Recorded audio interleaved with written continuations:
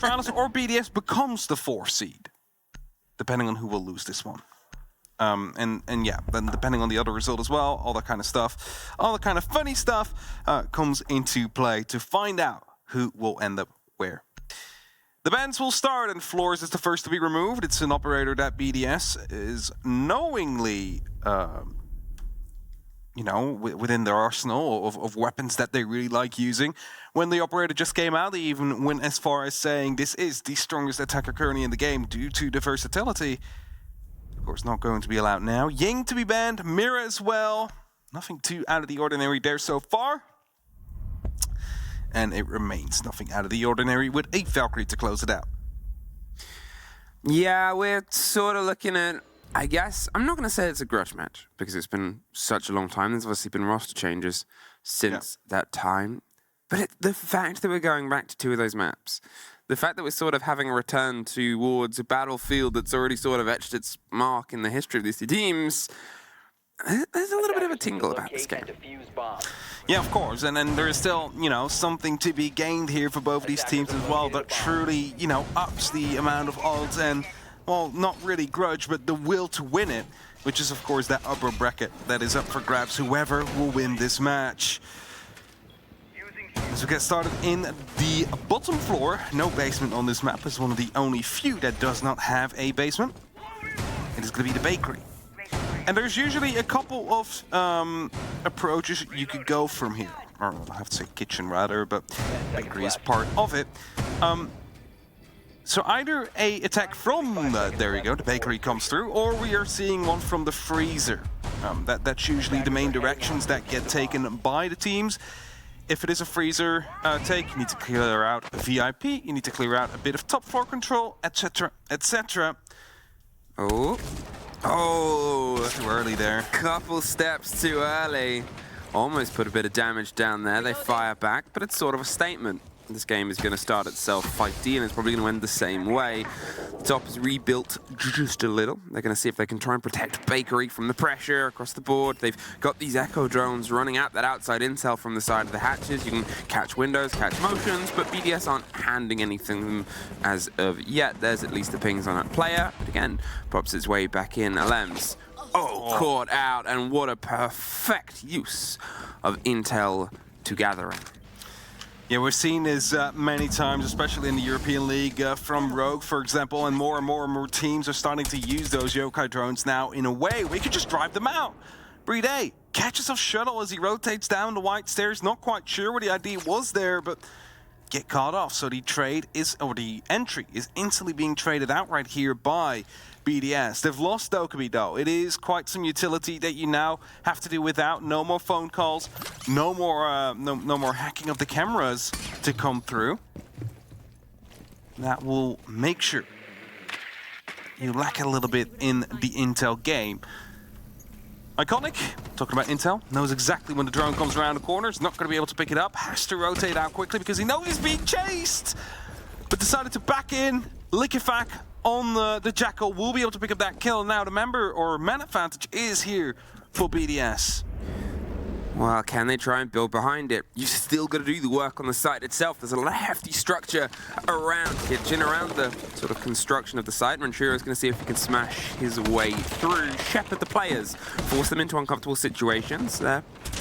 Still, with the pocket hard breach, they're able to get themselves open with the Habana and angle towards a plant on the back end, but you got to deal with the shield, and as we see, the Echo drone is just causing problems. They're getting themselves set up to try and stop the plant on that end. Spiff, in the meantime, he's getting a bit of protection from the swing. It's a big restructuring here. You can sort of tell that they're expecting the fight elsewhere. Efac's able to win it out. He's not expecting the next, though.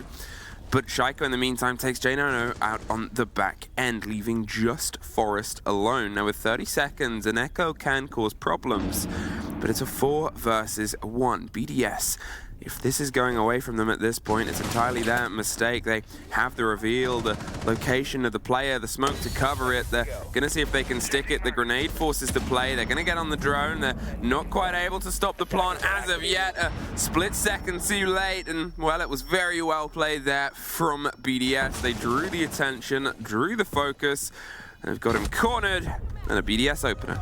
good luck out there in the end. And also was a beautiful entry kill from Astralis, we have to say, using the yokai drone for the information. The communication comes in as well, and the instant shot from above.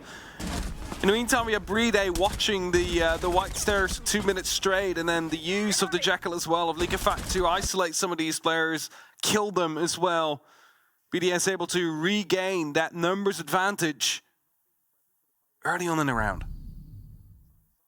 We take the first, and we're headed one flight of stairs up towards the reading room and dining room. Now, in terms of hold, verticality from above is often important here. There is a big area of the map that leans directly into the site in terms of sight lines. And that's why often the attack would like to go for it. That's what Renshiro is going to be doing on the sledge. That's why Jackal is going to be bringing a secondary shotgun, most likely, just so they have the opportunity to open up as much as possible. That will dislocate the players that are being, situated inside the site towards outside the site, which makes it easier to take the area, go for that plant, and play the post plant right afterwards. Astralis, of course, will try and stop that. Now, Mir is an operator that was often used to that, but that's banned, so they're going to have to try and find a different way, and most likely the Izami will be key in that. Will Astralis try and lean into the fire a little bit earlier? They went with the adaptation on the defense, set themselves up with the stretch on the side, but it's always remembering this is, BDS's sort of play space. This is where they wanted to bring the heat and the aggression, and attacking it is something that they can do quite well. Cafe can lend itself well to creative attacks and driven ideas, and we've often talked about BDS's ability. It's just that they sometimes struggle to prove it. You see a schema barrier there that is going to be hurting J90's opportunity for survival just a little bit. Gets one tossed up. That angle, he's not going to be too happy with that one, because that's going to be basically forcing him to fall back a little bit, because that's not going to be safe. Forrest takes huge chunks of damage underneath, can't quite slip away. EFAC. It's a gun that we sort of, said at the beginning of this, he was at least firing even, whilst the rest of the team was a little bit under. Since then, they've stepped up, and he's just sort of stepped up alongside and become more and more dangerous as that superstar player that was the big step in for their run at Jönköping. Astralis, once again, off to a little bit of a back foot, but they have a little bit more and similar amount of time to work with here. The pressure's going to start coming its way across the top, and BDS still need to clear the top. They still need to try and force the structure of the map. But getting in a good position to do so. They know exactly a one person that just rotated out, so the flashbangs will be forcing them to relocate.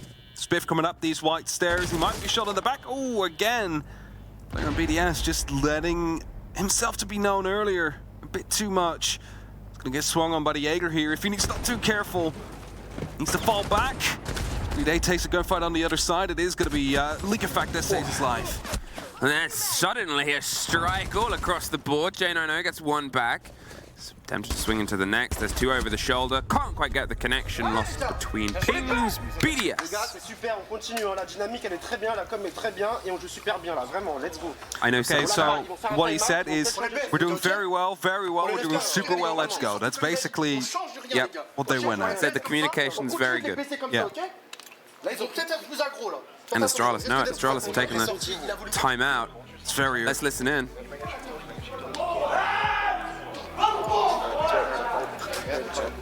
I'm gonna take leadership to the militia, bro. I want to be able to be a bit more mobile right now. Yeah, Dave Pro does mid side 2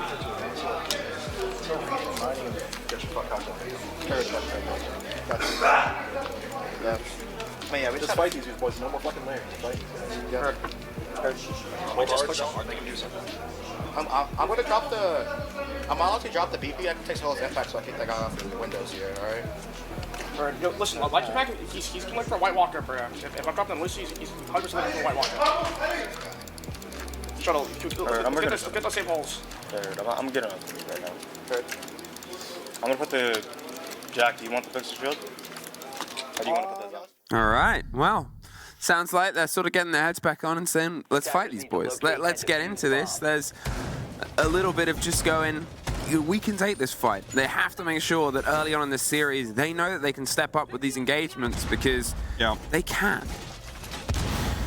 They for sure can. We've seen what they could do in Charlotte and throughout the year. But at the same time, they're up against the reigning major champions who, you know, they might not be as strong as they were when they won the major, but BDS has always been a team that has been able to perform.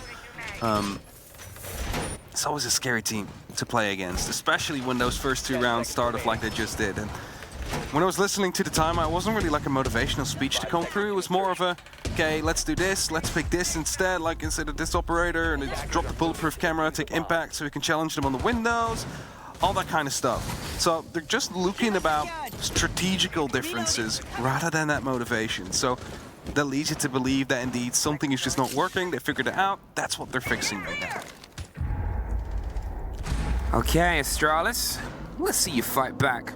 BDS, they've been steady on their approach. As I said, you know, there's always that moment where you have to focus onto what the map is put forward, and, well, there's a bit of focus for us. First off, EFAC, once again, getting that opening engagement all the way from deep, just waited court.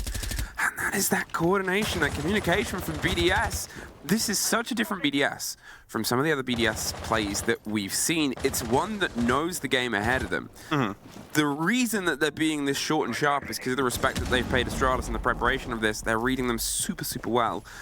And it's coming out right now, and you can see Astralis, they're still trying to piece this together on a map that they're not entirely comfortable against BDS on. Just these early picks happening this early on. Very, very hurtful to Astralis. Something they kind of need to prevent from happening. It's the second time, you know, it's like it happened in a minute, no one really dared to reply for it. And BDS now looking to take control of the entire piano. Leakafactor ready to go up on the rappel next to him. J9O just gets taken down before he finishes the Kiba barrier. And Leakafactor, he was aware of the fact someone was coming from garage, but you know, as the kill already came through, there's no real point stucking with that anymore. Yeah, at that point, you know, when the kill's confirmed, as you said, they've got the motion, they're hitting the Kiba barricade, but you know then if you run out, they'll know there's only 2 people on site. It's a long rotate, there's the run out. Iconic does go for it, but Lems pushes at the same time. It's just Shuttle. He's got to win the engagement, cannot. Iconic has a long set of stairs to scream up, sprays down towards the Lems, cannot quite get the full finish. And now as they push themselves round to the opposite end, they're going to start keeping the corner locked in. Iconic hasn't handed over the territory. You may as well see if he can try and finish the first engagement. Isn't offered the full taste, so pulls and peels himself back round. The bottom of the stairs was watched a little. They've got some support now, and there's Brede with that support. I want to see this. Like you won't see it at home, but like as soon as the punch hole created itself, instantly flicked on it, shot 1 or 2 bullets through, got the headshot. And that's that snappiness we know from BDS. And I mean, for a while, and everybody knows this, it was, you know, Shaiko and like, you know, the rest of the team that was supporting him. But now everybody is finding themselves in a spot where they can gun, where they are comfortable on their guns. And everybody is, you know, pulling their own weight. Defenders, protect your bombs. And you see it here, it doesn't matter who. Shaiko, 4 kills, Leakafactor on 5. Brede on 3. Renshiro, he hasn't died. He hasn't gotten a kill yet. It's like, you know, what's he doing? He's just, you know, back there, he was coming in to support the Lems. So Lems is taking fire. He opens up. He's holding the angle. Player falls back. There's nothing he can do about it. He's doing his job. He's opening up the floor. Just doesn't get any gunfights handed to him. Renshiro is doing a pacifist run, but he's doing it super well. Like speed run, pass. I wonder what the longest anyone has gone in a comp game at Tier 1 with neither dying nor killing, nor getting assist as well has been. That's such a deep cut stat. I don't even know if he's fired his gun yet. Maybe at a camera, but it's like, I don't think we have the... Is this the longest pacifist run we've ever had inside? It might be. I mean, I don't think we have accurate ways to track it. No. That's maybe the most deep cut throwaway stat I've ever pulled for. But hey, is something unusual, and unusual right now is 3 rounds, 3 kills Astralis have been able to get. They have not been able to bite into this. 2 of them have been on the Lems. Yeah, Lems has received twice, and he almost died for a 3rd time there, but you know, still doing what he needs to do. So is BDS. I mean, just so far outclassing Astralis every single way. Lamps down on that flank watch. Top floor is being taken slowly but steadily. The sledgehammer's going through. So does a Gemini replicator. Hey, there is a player in the cigar closet. I'm going to be dealing with that. Is that going to be a grenade that flies around the corner? Because if you look on your right-hand side of the screen, there's nothing that could stop them. Shrapnel could definitely go through and kill Iconic here if you manage to bounce it off well enough. Sure, now holding out the rotation as well. There it comes. Grenades are being explored as an option. So be careful here before one just rolls through, drops down. That's exactly that his time was about to be numbered there.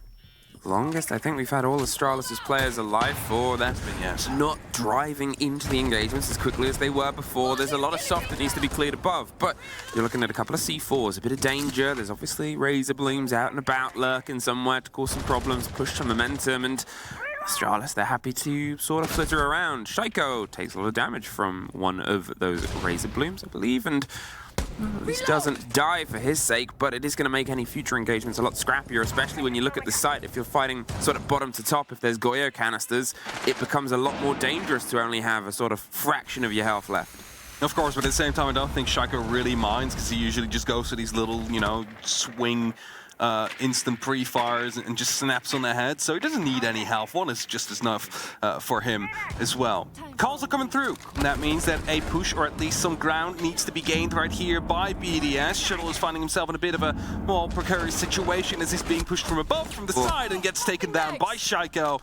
As I said, he will just go for those snaps. He doesn't really care. Jane, I know, he's creeping his way up the back stairs. He's in a position that BDS might not have accounted for. Spiff is still holding on, but it's EFAC to find Forest as Shaiko does get dropped in the meantime. Look at the time, though. About 25 seconds left. Lem's able to cement one more. Iconic with the C4. Does he get it popped off in time? Not quite fully. There's Brede around the side of the Shafty. Spiff, all that's left on the slow creep in a 1 versus 4. He's going to see if he can try and maybe piece someone out of the reveal of this down the corridor. There's the fight. There's at least a second for the round. The first time they've been able to do some damage to more than one person, but the rotates come towards the vertical. They have control above. They're making things dramatic. Renshiro still on a pacifist run, but he's at least doing some damage to the soft and sort of saying, try it. Spiff, the new pickup. The recent addition to the roster, plagued by a rough and rocky year since the start, cannot quite get the huge clutch. And Renshiro continues to be 0-0-0. 4 rounds in. But, you know, he did his thing there. He starts smacking up above him. So, again, the pressure is being sent up by BDS. Just trying to listen there, but that was a bit too much French. The thing about French, I mean, we lived there. We do. For a long time, so we know some of the words. They just speak very fast. But when they start speaking fast, it's, as Medic says, you don't hear it, but... Medics, you mean la pigeon? Yeah. That's Medic's favorite French word, pigeon. It's notorious. And animal. French. Okay. Oh no, Renshiro got an assist. Oh no! Oh no! Oh! Why? It must have been on Spiff. He did some damage to Spiff, because that only popped in there at the end. I mean, you know, it's still technically a pacifist run. He didn't kill Spiff. He just tickled him a little bit. That's what he did. Now this isn't going to happen. But imagine if he did get through the whole game without killing or dying. That would be, I would say, a first. Locate a bomb and defuse it. Especially in SI, that never happened before. All right, Brede with the Monty, the air jabs, a little bit of a different tack and take here. You've got the cover of the smoke canisters. The hard breach is going to come from the pockets. You got 4 of them. You can give yourself the angles and ideas, and you're pushing a flat floor. What you're doing is this, the pace. They're going to push away from the game that Astralis has on the rest of the building. The Keeper barricade's pretty good because it isolates the Monty, and it buys Spiff a second to maybe rotate back. He's got himself in a slightly more favorable position and gets a kill on the way out the door. Huge play. Shaiko's got it back. They have a bit of control in small bake on the opposite side to make sure no one else rolls in to support them. The risk might be the hold above. There's also a couple of the Goyo canisters. They're watching and waiting. Iconic, he's not revealing himself to the angle because he knows likelihood is it's going to get pre-fired if he does. So they'll pop the fire. They'll pop the they'll pop the fire. And then They'll sort of wait for that tick out. They've got control of bakery smash and grab style. Now they have time, as the French like to do, enjoy the pastries, have a cup of coffee, and then formulate step 2. Yeah, they just wanted to take that as quickly as possible, no matter the cost, and they've managed to do that. And now up to the next point of attack. J9 now might have seen that someone has came in there. The default camp just got shot. Didn't really respond to that. He's not aware of where the actual player is. Now he is. Likafak taken down. Astralis will be finding themselves with man advantage right here with BDS inside. And he's going to try and find himself a nice little spot to go for a bit of a plant, I believe. Yeah, he's probably going to tuck by the bomb chassis. There's pre-fires going through, but Iconic has the glasses to stop it with the turtle from above, give enough protection, especially with the cross angle of red that J9 has. Without the man advantage, BDS are in a very tricky situation. So instead, they go a bit closer. It's held from above. Can you make the distance here? Iconic, he's going to try and find the person. They just get it out. J9 has that cover and support. Great bit of movement there from Astralis. And now, with that kid in the middle of the kitchen, it's going to be so hard for the 2 remaining players. Renshiro, he's got to start getting some kills on the board. Shaiko, well, he's got a lot, but cannot get any more this round. And it's a 3 versus 1, a flicker and a tiny bit of health in the bar. Renshiro, Save your kitty. Don't do it. No. He's died now. And Astralis, they will find their first round. They try to go quick on BDS's side. They almost managed to get away with it and get that plan down, and it would have been a different round. But Spiff, he threw some spanners in the work there by going aggressive on that Monty. Finding that 1 kill, crucial. You lose a lot of utility, of course, with the Capitao gone. You lose an extra gun that could have been used to get rid of players from staircases or up above. Astralis, they'll be creating a bit of a buffer for themselves, you know, having that 1 round. That means they can afford to lose a round when they're going over to the attack later, but it's still not looking too good for them. They need to get this next round as well.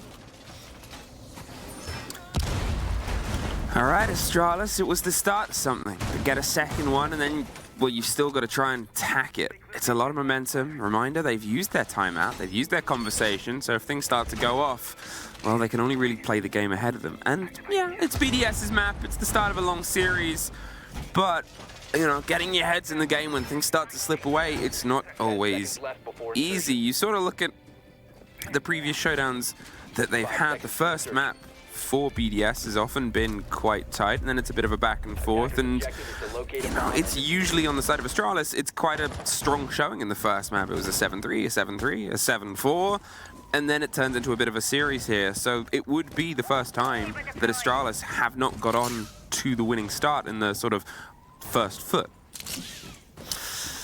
Yeah, for sure. BDS. The thing is, then the first 3 rounds, I managed to get entries quite quickly within the first minute. Someone on the other team, or rather someone on Astralis, already had died, even if the trade came through on the side of BDS. Last 2 rounds, it was a bit slower. Especially, of course, round 5, where it was Astralis that actually managed to get the entry frag. But that means that they're starting to grow back into that game, as you just mentioned. They are starting to match the pace a little bit more, but they need more than just a little bit. Phone calls come through. Grenade! Oh. Just bounces the right way, and that's going to be an injure. I mean, there's going to be dropping down. Avoiding that. The second one doesn't get the pickup, and they do get themselves to some safety. And look at that, the pressure's come underneath on pillars as well. Efax gets in a fight, somehow finds one. Oh, and that is a heck of a take there by Iconic, against Iconic even, just sort of fired in the right way. And if I'm going to say the grenade was hard to miss, so was that. Here it is. Shuttle steps back in and suffers the same fate. The DMR tearing that corner, and at this point avoided Astralis. There's something about a DMR on land. It's just a completely different beast. It's going to be another one coming through from League of Fact. That's a triple kill from him, all from the same room. He knows there's a 4 for Renshiro, takes him down. Over the shoulder cover coming through. All right. Only Spiff left now. 1v4. Took down League of Fact. Can he take down the rest? I mean, it would have to be an ace clutch here for Spiff if he was to try and pull this round back. And BDS have a lot of time, and they're making full use of it with the vertical control. There's a pre-play C4. Spiff's put down to buy himself a second if he goes. He's playing a bit of an aggressive situation, but Shaiko has the angle. défense, les gars. Focus, hein, ok? On leur donne rien, pas un round, on les baisse. Something. Milosh, please translate. This is what we would do, I guess, on email. Yeah, that is what we do. Especially when, you know, we're all going out to dinner together and then someone's, you know, comes to us and... It works in Montreal as well. Yeah, it works in Montreal as well. And we're all just looking at Milosh with puppy eyes like, please translate. Milosh? We don't speak the language. Kitchen's where we're going to start ourselves off here, and, you know, there's no denying it. The pressure is on Astralis. So you're not on your map, sure, but you don't want to lose their map this handily. They know that they want to be engaged. They want to be in a fight because you need to sort of step in. You need to step up against it. You're against people like Ifak. You're against people like Shaiko. They are great gunners. Some of the world's best on their day. Maybe the world's best on that day. And they're having a day. They're having a very good day. And we're still just seeing little moments of it from Astralis, but there seems to be that lack of coordination, a connection with what BDS is doing. Now, just checked. BDS can no longer get the first seed. Of course, due to Oxygen and Lost One playing it against each other. So, second or third seed is what they're aiming for. And all they need to do for that is just a win. That's literally it. So, well, I mean, they're on their way for their first map out of this series. Just need to keep it up a little bit. But they're on the defense now, and that means it's a completely different game they're playing because I can't believe I haven't said it yet this tournament, but there's two sides to a game of Siege. What? Yeah, attack and defense. Okay. And BDS is now gone over towards the defense, which is, historically speaking, more favored in any given way. Let's see if they can sort of cut themselves in. Spiff, he's getting the work done. The drone on the back end, checking dining room. You know the power position of this shield, and Bride's on the wrong end of it for Spiff to be able to do some damage. There is some protections there as well from the ADS, so they're not quite going to go for the single take. Alems is actually going to step in, and will they see Alems? Thankfully, yes, because if he was able to get into coat check unchecked, that could have been pretty deadly. Pre-fires the window, obviously saw the drone himself, so he knows pressure's coming from that end, and Forrest is actually going to take damage in J90, getting rid of Shaiko. The Warden's gone. Bakery is under pressure. They're going to guess which side to trick, and no, they're not. Renshiro couldn't quite get the right maths, and instead didn't want to pay the price. Got a little bit of a crouch peek there. Spiff takes down Alems as well. Suddenly it's all starting to fall apart a little bit here for BDS. Bride was the next one on the chopping block, but he manages to survive, at least for now. Only one person left on the side, and Spiff, he could be huge here, but Renshiro takes down Forrest first. It is going to be Iconic that takes down League of Facts. Spiff finds another, only up to Bride now, but he's not on the side. He's back in VIP. He needs to find himself a way back in now as the plant is going down. It seems like Astralis might have themselves around on the board as Bride comes in, takes down Spiff. 45 seconds, though, for a retake. He's concerned about the rotate being watched from above. He's hitting barbed wire, and he's so concerned he's going to smoke it off and move elsewhere. But it's being watched on the opposite end. The kit is so far away. The players, they're not overextending as well. You have to give credit to Astralis' approach here, because this is kind of what you wanted to see from them. They know what they're capable of, and we know it too. And here it was demonstrated. It was a very good, even-handed strike from multiple different sides. And it left BDS sort of wondering just which hole needed to be filled as the boat sunk.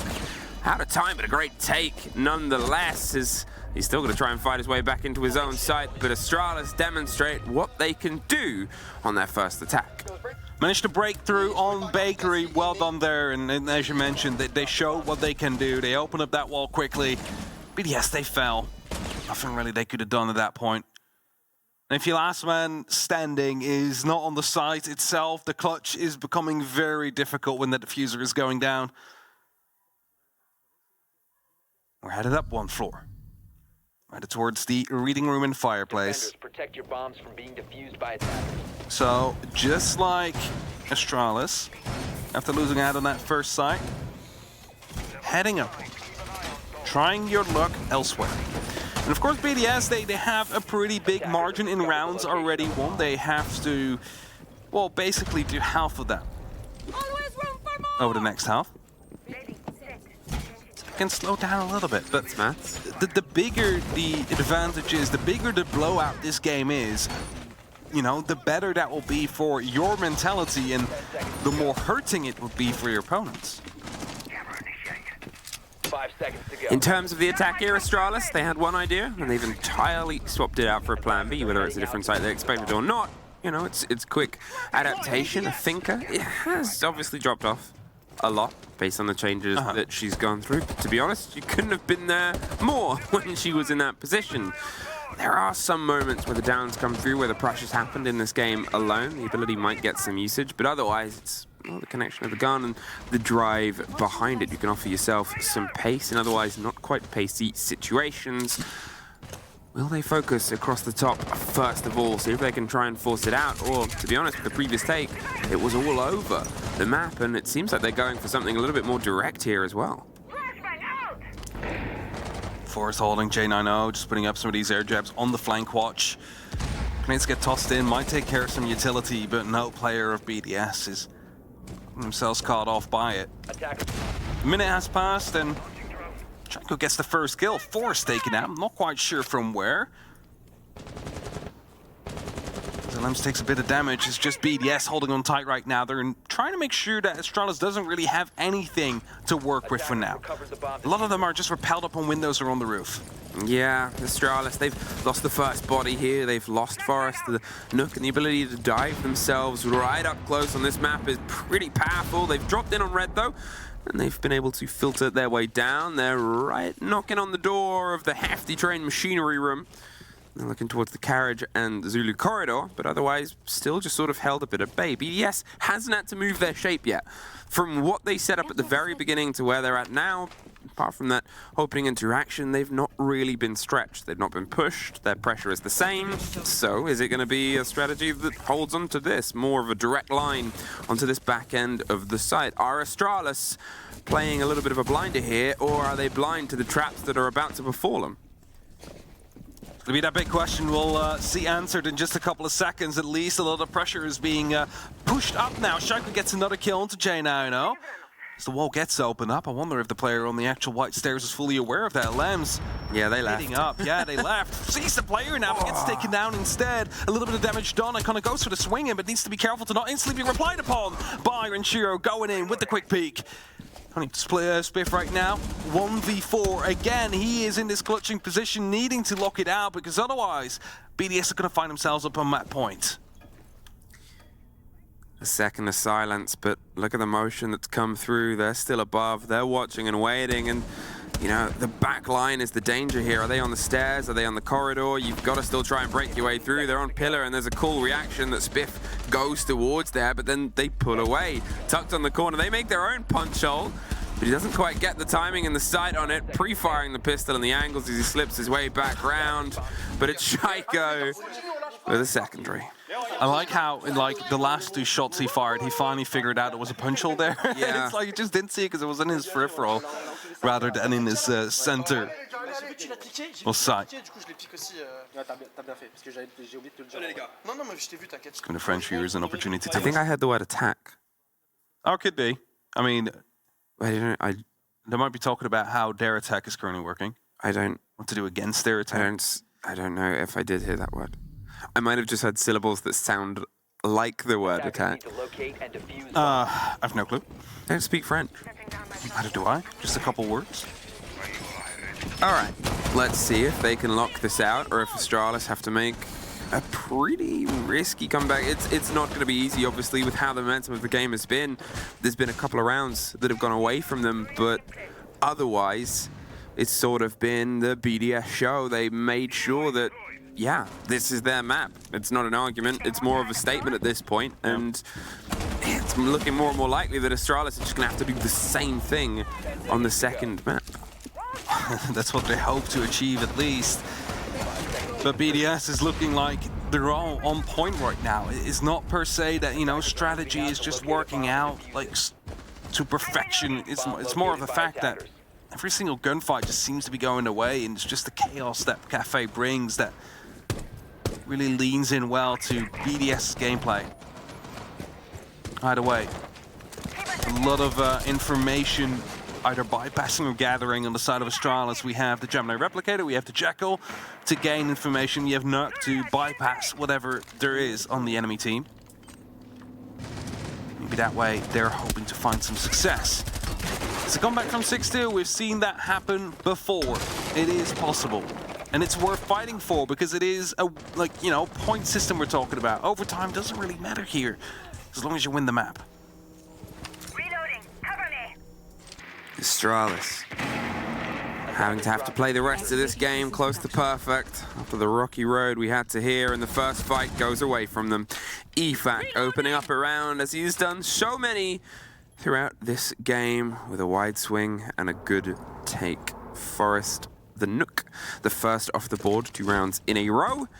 The Astralis have to reconvene, restructure, and reevaluate the approach here, and Shiro does get caught next. J90, he's been consistent in getting those fights back. He's been great at positioning, a couple of deep dives, and one of those names he might be able to push behind. Spiff is under a bit of pressure next, and they've been pretty good at also dealing with it. If they can try and formulate the fight, there's some of it coming down to reading door. Spiff up above is trying to sneak through. He might find himself with a player of BDS in his hands soon. Drop downs are coming, he just has heard that.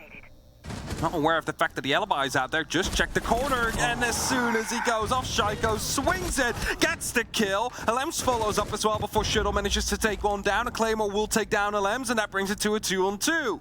Huge bit of Claymore there, and Shuttle getting his first kill of the game. Can he make it a couple more to keep Astralis in this? J90 is still there, holding, sitting, waiting, not too far away from the site, but with 50 seconds, they have time. They can utilize this, get the drones out, get the intel, try and formulate an idea, maybe a pinch on a player if it's not too risky, maybe a site plant if it's even less, but the spot on the Maestro and the angles above, they're able to put it from 2 different layers. Great coordination. There's the lockout.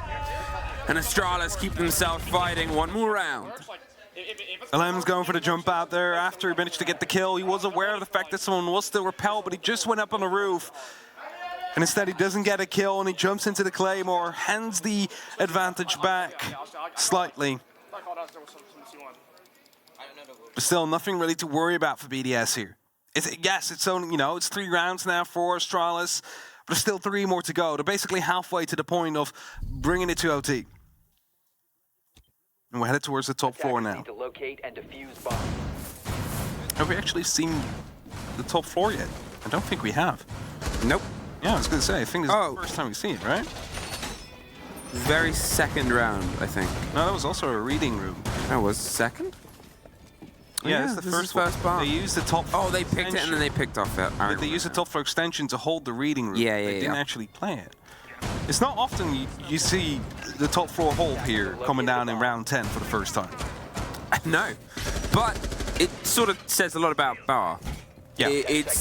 It's almost like become CCTV of Clubhouse. It's not that it's not impossible to hold. There's still plays and strategies, but it's trickier because what you can do is sort of limited. There's things that are expected to fall. You're playing against a couple of direct hatches. You have the skylight, which you can't really alter outside of an Azami, which Alems might be able to do some restructuring, and it's not the easiest to hold from underneath as well. You've got awkward ground to cover. There's a lot of places that if you're going for the rotates to catch players, it can be watched by a single gun of Astralis, the attackers. It's not easy. So, how do you build around it? Well, chances are not too many jump outs and run outs, which used to be how it would function, unless they come much later on in the round, at potentially a cost. There's Claymores, there's preparation for that.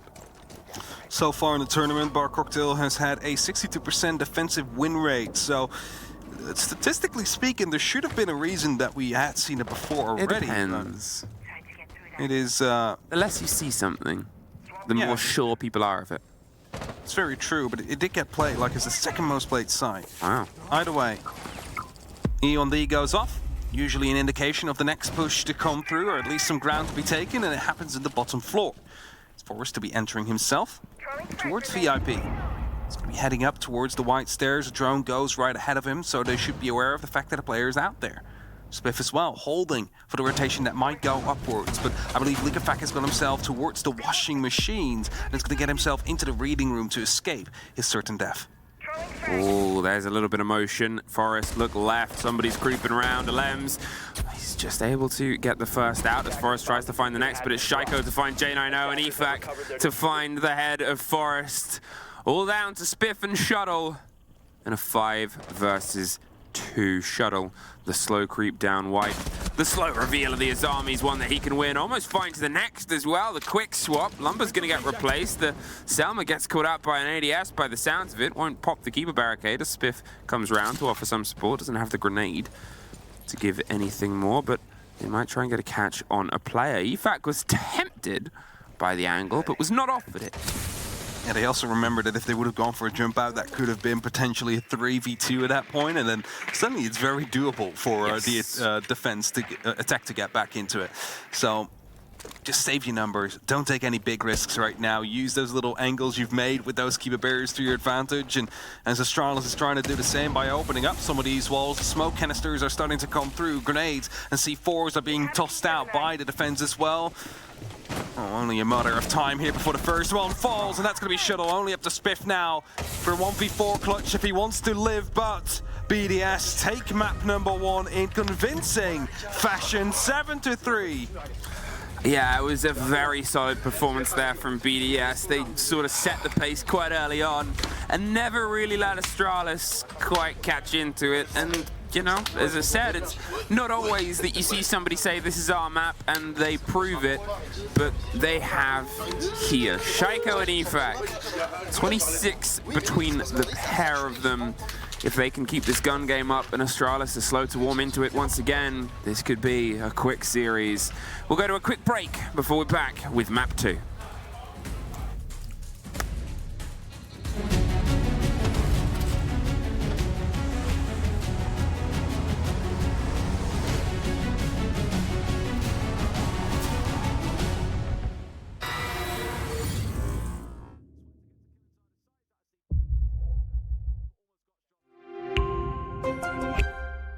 I'm Nicholas Morton, but you know me as Pingu. I'm a 2-time Rainbow Six Siege World Champion and former top Rainbow Six Siege player in Pro League. Welcome to my Siege Ranked Bootcamp. We're talking 20 seconds left on the clock, you got the diffuser in hand, what do? Play the way that you're comfortable with, because you have confidence when you're in this position. That is when you're gonna be at your very best. Good luck.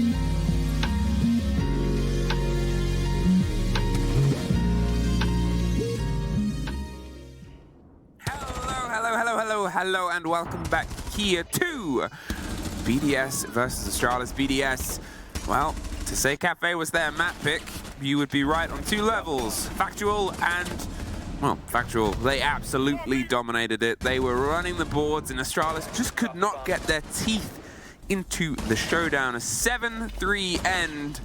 And now it's down to Astralis to try and bounce back on theirs and make the same kind of statement on Oregon. Yeah, and that's going to be the quite difficult one if we're just looking at the match summary here. Look at that. Look at that cost on BDS. Yeah, that cost is looking very high. And if you look at the other side, the one player that's positive, actually one of the lowest costs as well. Yeah. On the side of Astralis. So there is some work to be done there. And sure, they know it. You know, they don't need us to tell them. They know it themselves. They are professionals. Oh, no. And they've surely had a talk about it. That's it. You know, they've got to bring themselves back in. They have to reevaluate and reapproach and reset. You've got to make sure that you can sort of remind yourself what you're capable of, why you're here, and what you're going to do. And mindset is always that topic. Mindset is it's good on that side, I think. I mean, so the first map we had the war chant from Astralis, led by Iconic. Very cool. And if that's the French equivalent, I don't know what that was. I don't know what BDS was saying. I don't speak the language. Now, do you like some fun stats? Oh, always. BDS has played Oregon a total of 12 times. Yes. You can guess how many times they've won it. Some of them. Yeah, you're correct. Some of them. 3. Once Wolves, once Fury, one Chief. So 2 times against APAC, once against a fellow European team. Yeah. Astralis have played Oregon a total of 9 times. They've won a total of 7 times. M&M, Space Station, Dark Zero, Oxygen, Exet, Mirage, and Dark Zero again. So, statistically, Astralis should be able to take this. Statistically, yeah. However, we also know BDS, well, they might not be having the best of records right now. They know how to play this map. Yeah, well, this is the thing about BDS, is once upon a time they were a good Oregon team. Yes. Then Oregon changed, and they didn't know what Oregon was.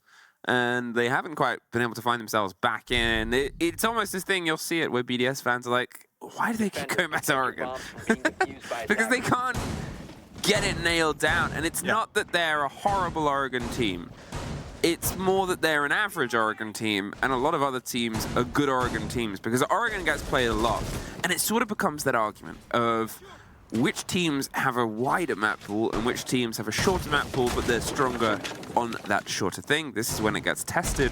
BDS are definitely a wider map pool team, I think. They like to enjoy a few different maps. However, jack of all trades. They're the average all-map enjoyer. Yeah, they're the average Oregon enjoyer. Yeah. Whereas Astralis might be the more distinguished Oregon player. I don't know.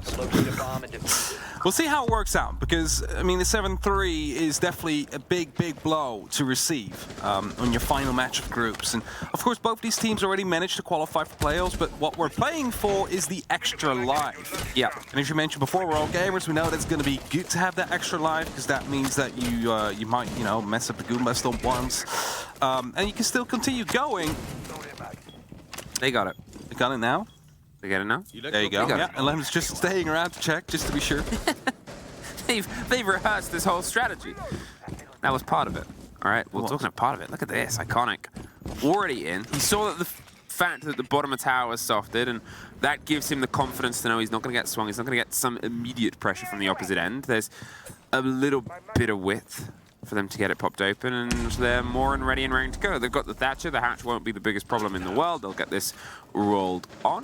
They'll get this popped off. The second will stop it coming back together, and that will get broken open. Forces a big bit of utility and space, having to clear out a little bit further. They need to then put the pressure onto the Shaiko wall, which isn't electrified, so the Habana should be able to do some damage there if it goes top corner unchecked, which it will in the top corner. Is the unchecked going to come together? No. Impact use, not an EMP, just an impact explosive used to get rid of those X-Kairos. So Shaiko is going to be a little bit more secure for now in his only named spots. Grenade from Spiff coming down, but over my disc, he's going to be catching that one. So he's going to be throwing a second one with Iconic right below on the staircase there. Bride falls first. J90 takes him down. This is exactly the start that Astralis need. They flood into the site and flood the bodies out. There's at least 2 back from BDS, but with Forrest in the corner ready to tuck and plant, and 1 more in their favor. Efac is in a bit of a tricky situation. He swings, gets Iconic. Shaiko, he's got to win out his engagement, but they don't quite get the full bite. There it is. The pair of them in a 2 versus 1. Forrest didn't have the biggest game on the previous. Got the kit here. A clutch would be huge, but he cannot quite get the connection.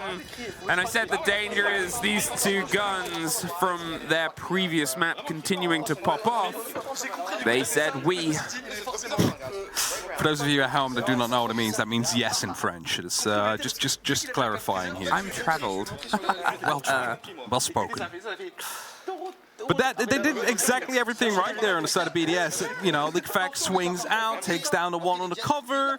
Then they realize, hey, there's someone still in blue. They work together. They swing at the same time. And after that, they stay together. Yep. But with a meter between themselves. So it isn't just a quick spray transfer. It isn't just a lineup in case they do swing that hallway. They find the clutch. BDS working together is what basically gets in that first round, because I was going to commend Astralis. Really well done. They open up the hatch very quickly. They take floor under control quickly. Yeah. They use the floors drone to get Elbow under control. They push Elbow right afterwards and get the entries.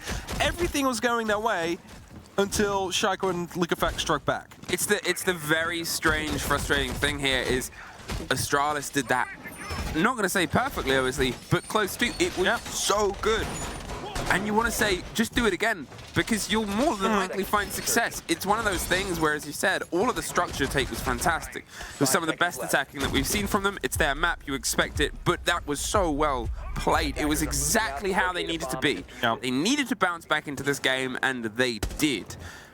BDS have Shaiko and Efac, 2 of the best guns in the world, and as you said, they know how to go for retakes. The way that they're able to manipulate the space, they didn't quite double up, but they were always supporting each other. That stuff happens, but even then, that was them pulling it back from your guys' great work, Astralis. Try and go back to that. Yeah, exactly. Like, strategically, nothing done wrong there by Astralis. Just the gunfights not really working your way, and oh, damn, coming back at you like that. Double teaming. Shuttle taken down first. It's the entry kill for BDS this round. Shaiko will take him down. That's going to be the floors off the board. It's going to be a huge loss considering 4 RC Retiros no longer to be used. Think about all the shields that could be out there. Zalems takes down Forrest as well.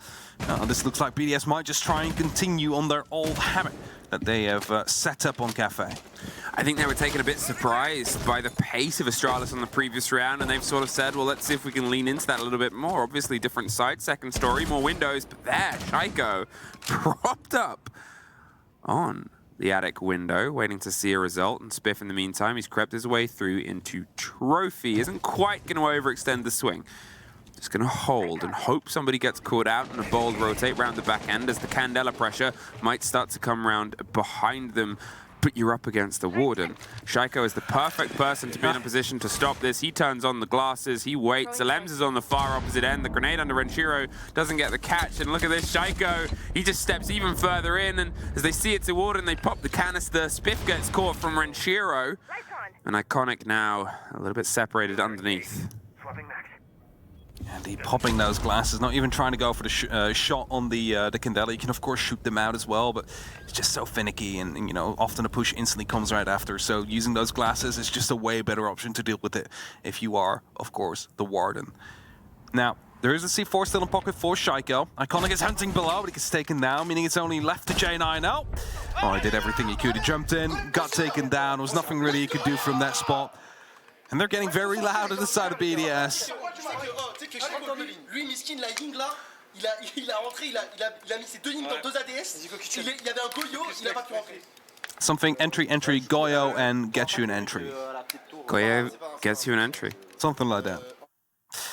I mean, my French is by no means perfect, but I heard entrée, which is entry. Is, entry or entry. And Goyo seems like Goyo, but, you know. I mean, I ain't You hope that's a flat translation. But I hope that's a flat translation. You hope that's a flat translation. Otherwise, I might have just sworn. I mean, it's not the first time one of us has sworn with French broadcast accidentally, right? Okay, well, the first round was great from Astralis. That was unfortunately great from BDS if you're an Astralis fan. For BDS, you couldn't have asked for a more perfect return. To go from how quickly they were overwhelmed and swamped and taken a little bit by shock and awe in the first round to just running the gauntlet the second time there, as they were sort of saying and alluding to, they're in positions to get the first step in. They were pushing and pressuring and manipulating the space. They were confident enough to go for roams, rotations, and try and find the approaching players, as well as still having all of their structure. By the end, the site itself was entirely untouched. LMs might play this in a do and die situation here. He's had 2 frost mats to back himself up. He's going to be playing in a small tower. There's basically no way he's going to get out of there alive. Unless he kills everybody that is going to come and hunt him. And the idea of those frost mats is that as soon as they do start and try and jump in, well, there's nothing really they can do because they'll be instantly either picked up by the guns or by the frost mat right afterwards. That's what he's trying to bank on here.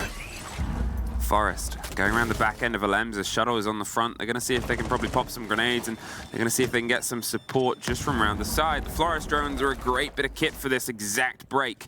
You can remove those frost mats that are being pinged to the players. You can offer some support and some play against what is otherwise set in. Well, you do just that. A little duck and take there from Spiff. Excellent removal of LMs, and that's how you demonstrate a small tower break. Just jump in. There's still frost med there. Don't do it. Don't do it. Don't do it. Don't do it. Don't do it. I've cleared out the other one, I believe. Yeah, the others entered from it. Yeah. Okay, well, they've drifted over to double, and instead they've got Iconic ready to swing from the side of Pit. They're hoping they try and rotate down white, maybe offer some support towards the site itself, but for now they can just get the freebie from it. Shaiko entirely caught unaware. Yeah, it seems like they weren't aware of someone being out there in Attic, and that's going to be that double loss here for BDS. That's going to be hurting them quite a bit. A lot of verticalities being set up above the dining area as well. Leakefak has the opportunity for 1, not 2 free kills. The confirm didn't come through. A flawless round as a reply to a flawless round from Astralis. Okay, you know how I said the last round was a great response to the first round? Yeah, this is another great Yeah, the third is a great response to the second. A flawless on the back of a flawless either side. And, well, Astralis are far from done yet, and this is what you wanted to see from them. It was more of that first round. It was pitch perfect. They knew what they needed to put the pressure on. They let themselves in. They weren't entirely throwing themselves in. Yeah. The setup was there. The break, as I said, the Florist drones removed parts of the hole. The Lems was entirely cornered, and then they focused on what they needed to put pressure onto next. They didn't get lost, as they seemed a bit on Cafe, where they were trying to piece together where BDS were. They knew where they were, and they made sure they were punished for it. I'm going to say it's a tertiary site that was just played. However, we need to see more of that resolve that we just had on the other two, especially this one, Laundry. It is quite a difficult site to approach, and I'm quickly pulling up the Oregon statistics. 73% win rate on this side, 26 plays, by far the most played site during the 6th Invitational on this map so far. So, that being said, it is very defense-sided, especially if you have a mirror on the board and there's no Twitch on the opposite end to counter it. That's going to be making things even more difficult here. Similar sort of approach. Not going to double-check that call this time. He's confident. Yeah, got it. Hey, oh, he still double-check. He still went back at the end of that. I mean, the hatch was able to be opened by the Thatcher last time. It'll at least take some utility and means you can maybe move those claws elsewhere, because chances are if that hatch does get popped open, that claw will still be collectible. It won't get destroyed by the impact. No, that will definitely not be destroyed. There's indestructibility on the other side. Spiff. He's going to give away his position right there. Takes down the cam, fires some shots over the G36C. There's no real need to worry on the side of BDS because there's a mirror window right next to it. So, need to get a grenade on the other side to clear out set player. There's no way for them to shatter either that glass or to break it without attacking from the opposite side. But the other one is in the small office watching the laundry staircase as well. So, basically both unusable. Put a little punch hole in there to make them a bit cautious, and they have the camera watching it. For now, they haven't decided to swing their way up. Here comes the pressure onto the hatch, and look at that, Astralis actually have a player watching it. The second one will get caught out. The claw gets recollected. And now they pull themselves back in as the Florist does the work we talked about before. It's just the perfect operator for attacking this site, and this hold specifically can roll its way on through, gone with a slightly different angle. The ADS is catching some of the damage. That one will get it forced around. Shaiko's still in a position where you can play against the wall. The break comes. Ranchiro pre-fires. There's a pre-fire right back. Drop on the hatch itself. They swing around in close. Ranchiro gets the scrape onto one, and with EFAC getting one more, Forrest gets the double and drives through, but Ranchiro catches one, and there's Forrest with his third. Alems, suddenly, all that's left in a 2 versus 1. The kid hasn't been planted, but with all the time that they have here, Astralis, with a little bit of side control, can maybe try and formulate the fight. Alems is going to see if he can get at least one engagement first. They were holding Pillar. He was a little late to the party, but there's the grand reveal on just where he's stacked up. So they can maybe move towards the default plant spot, although the C4, if that goes over the top and he gets this first engagement, they're going to stick the plant. You got to see if you can get the lead in, but J90 has the cover. The kill was there, the cover was there, otherwise that C4 definitely would have been dropped and taken care of. The diffuser. So good stuff on the cover there. A bit of chaos coming through. I mean, the hatch drops and the rotation as well back into blue from the first person dropping electrical was made possible by Floors using the RC Rotero, creating that rotation. Allowed him to quickly put up that pressure onto Shaiko. He was, of course, watching the barrel. Suddenly there's someone like within half a meter of you. It's not something you would have expected to happen. You catch them by surprise, you find yourselves an extra round, and that's, again, that resolve we needed to see. Astralis, they ran into problems, they saw the mirror windows, they saw basically the entire south side and west side are not going to be usable. All we have is a staircase and one hatch, and that's all they needed. Okay, 2-2. Certainly, we got a game on our hands, and I'll be honest, you always enjoy it when it does come together. We'll see if BDS can sort of lean back in. There's a couple of players that haven't quite had the same connection this time round as last. Obviously, Brede hasn't quite been in a position to get himself engaged in the gunfights. And with how things are getting quite scrappy, that shows that, to me, Astralis have stepped up into this. They were missing on that gun game, specifically before, and here, they're a threat, they're a force. That is exactly what you need. There's an Gara hook. A chance at a quick play and plant here. Iconic, you know, you'll often either see this to get to the top of tower, but the fact that they're not doing that makes me think it might come in for a big risk towards the bedroom window. Definitely be some quick pace to come through, but I believe for now it's just Iconic near the tower. Of course, quick travel as well, using that. And there comes Thermic, yeah, just want to open them quickly, but they need to have this Selma as well, just to make sure that if there is any tricking going on. Oh no, they wanted to go for the opposite side as well at the same time. Just look at this, they're in. Forrest going straight to the plant. Iconic in the bedroom window. Brede and J90 kind of able to get a couple of Lemses underneath, but they do get the planter. EFAC, he's looking for the fight. Spiff's holding off on the top of white stairs for the rotate and gets the catch perfectly. Alems, everything to do. Up the hatch has the check. Has it been checked, and will they find out? They're watching. There's the drone. They know where he is, and he is 40 seconds, but it's an easy close down for Astralis. Good fucking call, bro. I think it's supposed to be back down, bro. I thought you meant the Gen 1. No.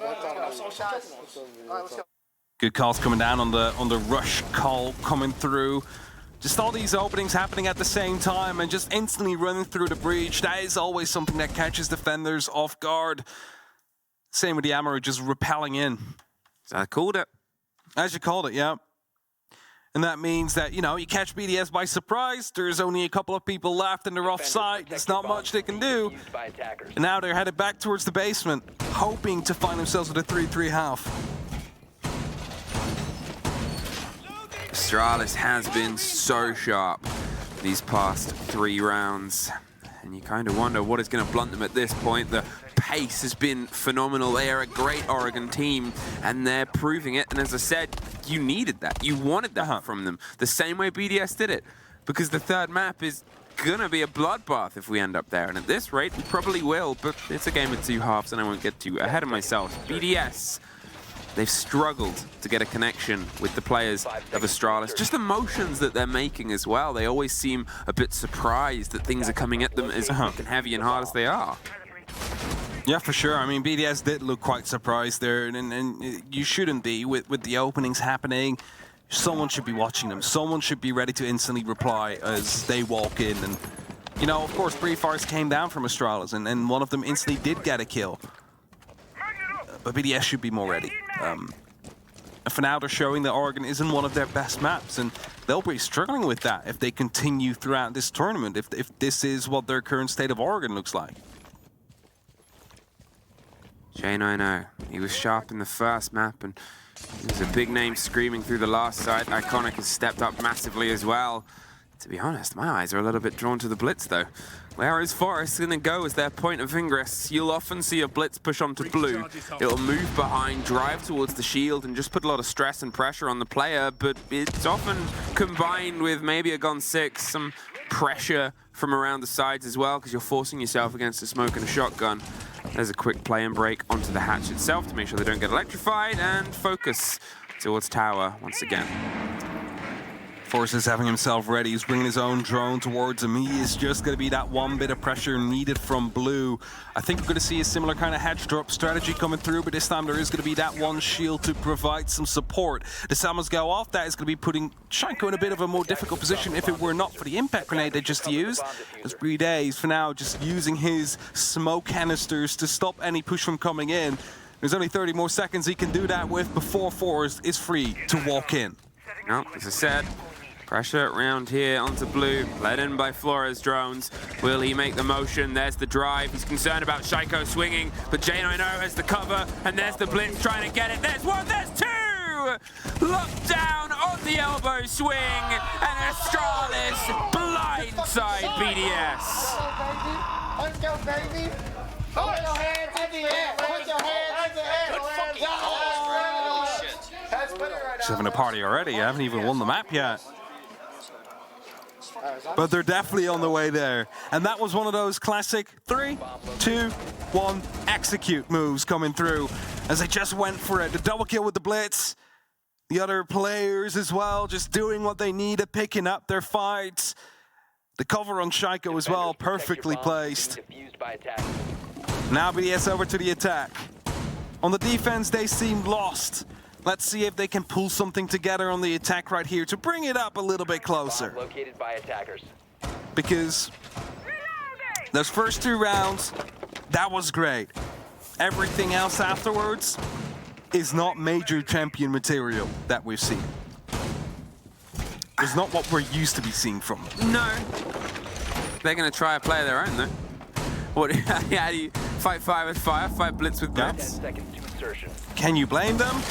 Not really. Richiro isn't the first name that I would tie to Blitz.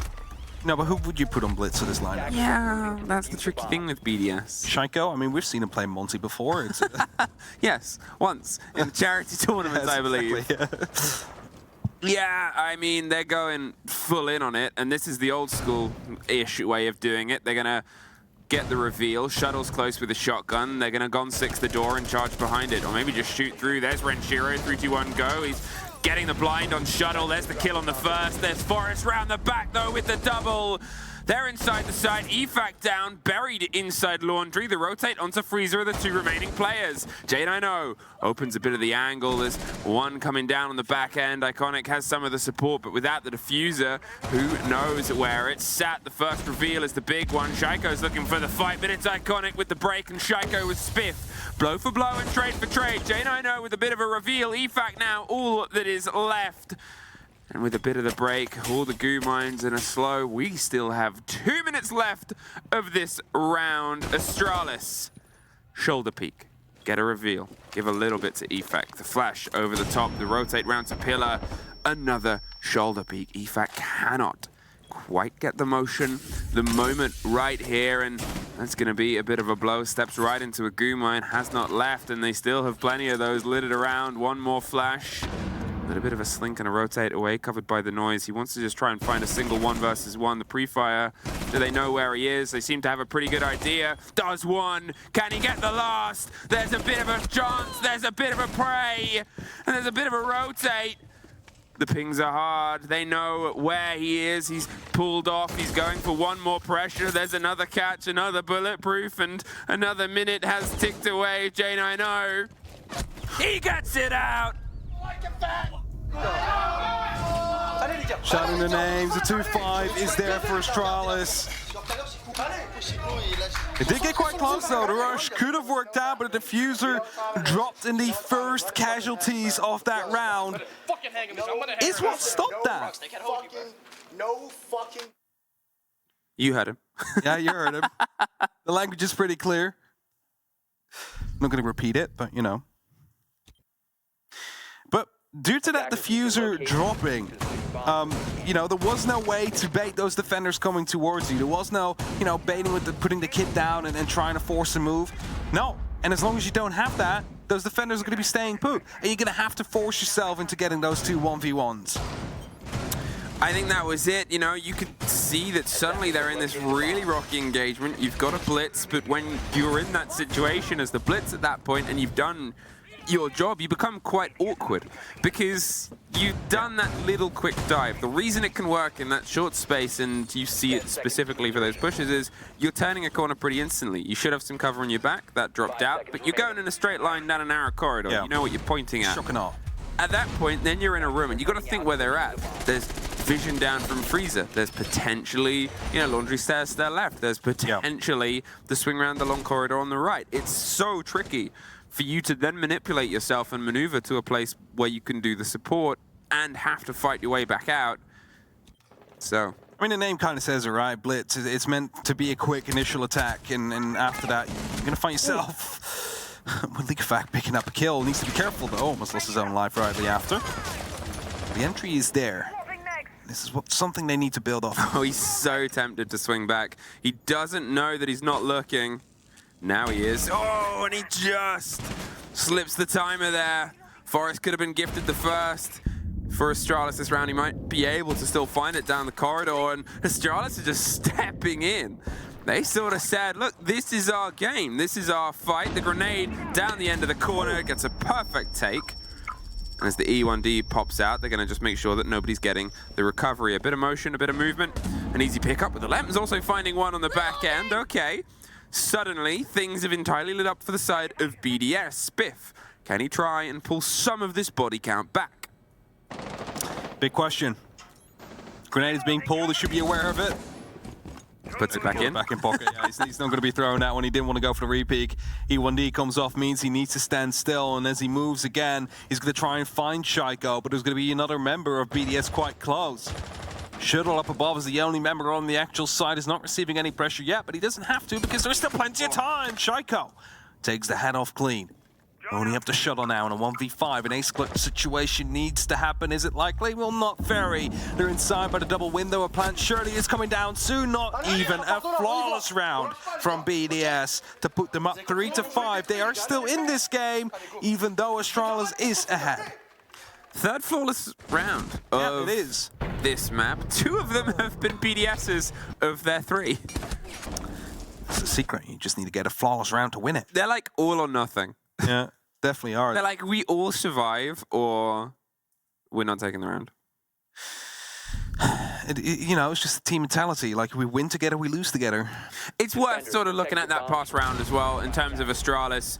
3 of them were on peaks outside. You had the double door, you obviously had Iconic called out, and then you had the bottom of white stairs. Yeah, they were, you know, I'm not going to say they sort of played that one to the wire, but they went for an aggressive strategy and it fell away from them. They still have a lot to play for there. You take a risk. Because if you win that round and you get yourself into map point 6-2 off of the back of 3 people peering out the front windows, that's a huge mentality thing. All right. 10 seconds to Let's see if the mentality continues. For now, it doesn't look like there's any spawn peak attempts being set up. The only one close to it is Forrest. He's still putting down some of the Banshees, so doubt he's going to be going for a cheeky look towards the outside world. Just wanting to stay alive now. Do the best he can. Drones coming through. Spotted out the ADS. Brede instantly exerted his drone as well. It's going to be rotating it around to a different part of the map. It is going to be a mirror window taken out quickly, though, by Leakfact's Twitch. He's on the hunt for an XPC utility. Might actually be trying to hide that drone in that bookshelf for a bit of utility and information later on. BDS, still on the back foot. Still going to have to try and pull this away. It's obviously a slight difference in terms of the site. They didn't want to double down with dorms. Instead, they're going to go for their tertiary. They're going to go for a slightly different approach here. And, well, it's a slightly different approach. As I said, if the previous one was full guns blazing outside the door, this time they've gone, okay, let's not lose our heads. Let's go back to a bit of this control and play against the time, because they've done that very well throughout this Shaiko. He's looking for an engagement both up and down the stairs. Slight rotate and support coming through, and with that mirror window open, Forrest is playing it a little bit more of a dangerous angle.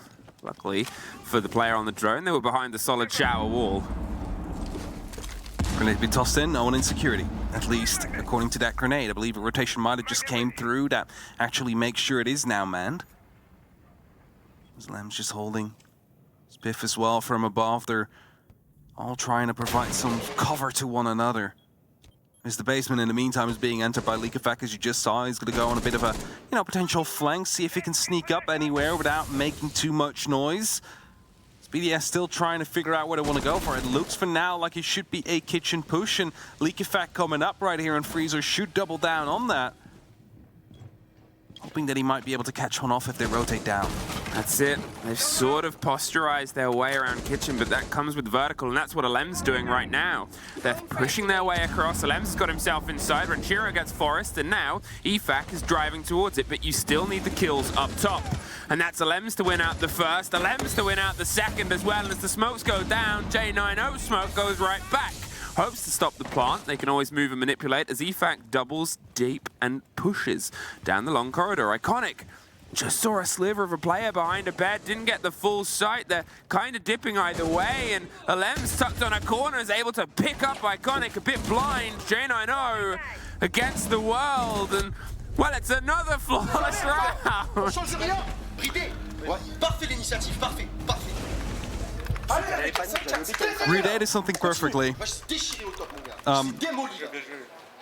So did BDS, another flawless round coming through. I can't believe that the majority of their rounds that they've won have been flawless. Yeah, it is insane. 3 out of 4 rounds. 3 out of 4 BDS rounds have been flawlesses, and they're still losing the game. For now. That might just turn around, We're headed back towards the laundry. It is a failed rush attempt that we saw here in round 7 to come through. They were left with 3 people, but no diffuser in pocket. It makes it a little bit difficult to get that, side advantage that they did manage to build up to really work your way. And thus a different approach is most likely imminent now from BDS. For now, do not see any blitz. Of course, can still change. There's, 14 seconds left that they can. Operators only lock at 2 seconds left. But it seems to be a very standard kind of take that they want to be going for here. You see the soft breach capability in terms of Zofia, Buck, Sledge. You also have the hard breach in terms of Hibana, but also Buck.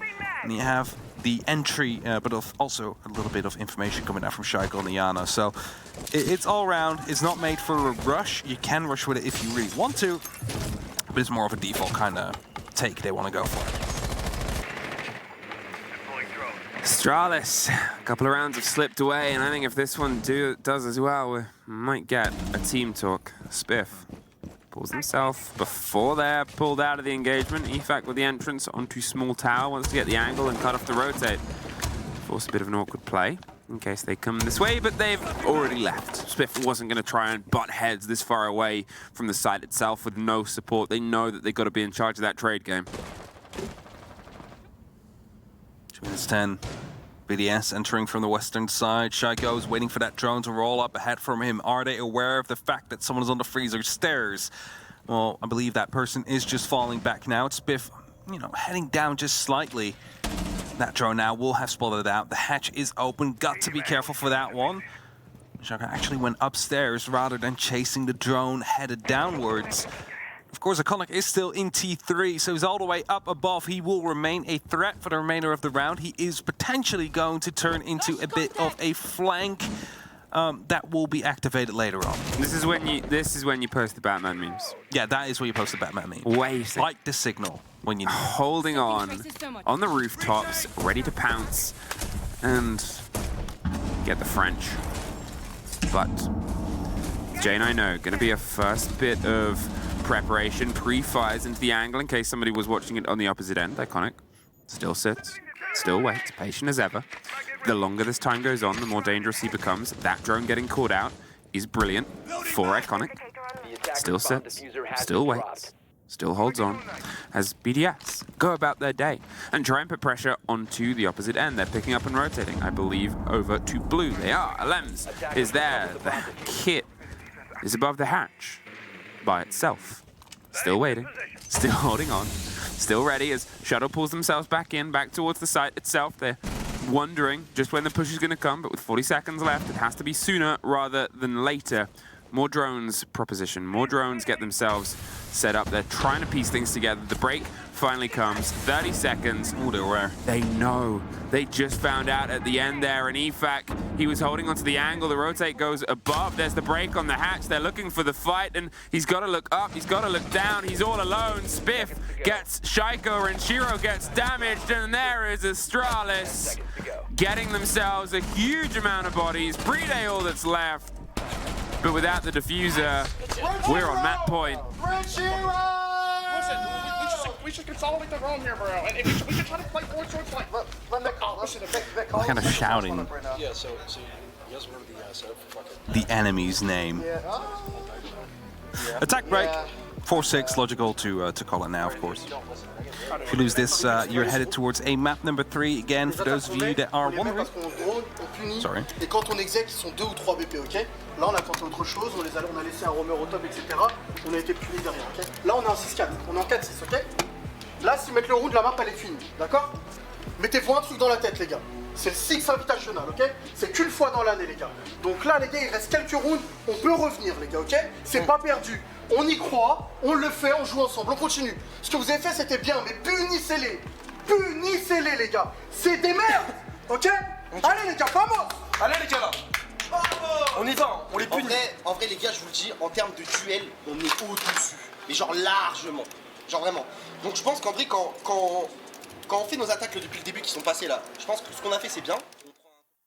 I understood a couple of those words. What do you understand? One of them I can't repeat because it's a swear. Of course you understand that word. But I think a lot of that was sort of saying, this is the 6th Invitational. We know how to play this game. We know how important this is. There's a lot of passion there. There always is with the French team. Yeah. Also heard something along the lines. This is 4-6 now. We'll make this 8-6. You know, something like that. 4-6. They'll be able to lock it off. If they really believe in themselves, of course, that would require them to go back into the defense in overtime, which hasn't really been kind to them. It requires some improvements to be made, but you know, better to try than to give up now. Changes coming through. Line, Twitch. Those are still tentative, but still change. Of course, to take care of the mirror windows that could be brought by Spiff and are being brought. They've been proven troublesome for both these teams, and that Twitch should be a way to deal with that. BDS, will the team talk prove the necessary missing ingredient to driving it back? It was a missed moment there. They obviously got the intel of the roam, of Iconic, but they got it super late. EFAC gets that mirror window super early. The Mozzie will still cause potential problems for the approach of those drones, as it did before, but at least this time they can do some damage. I do like the limitation on the drone game of BDS. Astralis obviously picked up on just how good it had started to turn into. He's acting like he's one of the drones right now. He turned his back to them as they opened up the wall, so forced, you know, that his drone wouldn't be spotted out as being one of the fakes. Is that 2 drones that have fallen? No, they're able to get that Mozzie past. I thought they'd been able to get 2 of them there. He's just spotted out Shaiko. He's letting them know. His second person just entered. Also, no clue that that's a taken drone. They should really be aware of the fact that one of them is not their own.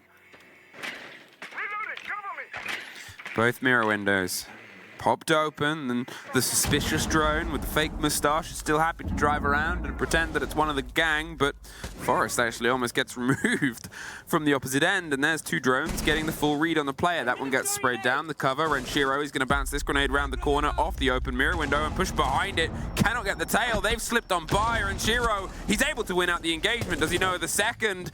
They're able to slip themselves off. Shaiko, he's tucked. He was hoping somebody might try and swing their way back around onto that, but they're otherwise not making their presence known as of yet.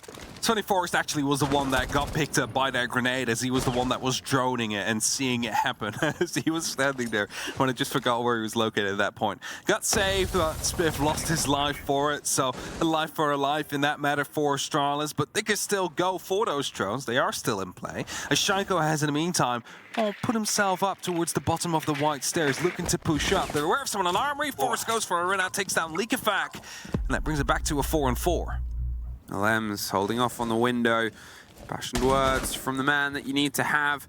Big step up here as Shaiko swings, just sees the side of a player that might have seen them slip onto white there at the top. The Lems is on the bottom, rocked off. There's another quick pickup, and as I said, they had an idea, and now, well, it's a 2 versus 4. There's another gunfight that doesn't quite get itself resolved, but they've retaken underneath, retaken the top of white. Brede, 2 players left to find. One was below, so they've gone for a bit of a rotate. He's tucked, baiting the motion. There's a little bit of a swing, but barely any time, and Astralis aren't offering anything. Saw some of the engagement to the top of white. There's a rotate that comes off. There's an unfortunate timed plant. And we are going to map 3. Going to map 3 indeed, to decide which of these two teams is going to be finding themselves in the upper bracket and which is going to be down into that lower bracket. It's going to be a tough fight going up towards that last map. They played there once before. It was the Charlotte Major as well. I believe back then it was in favor of Astralis with a 7-2 victory. Let's see if that is going to remain, as we head to a quick break before breaking down this map and heading into the next.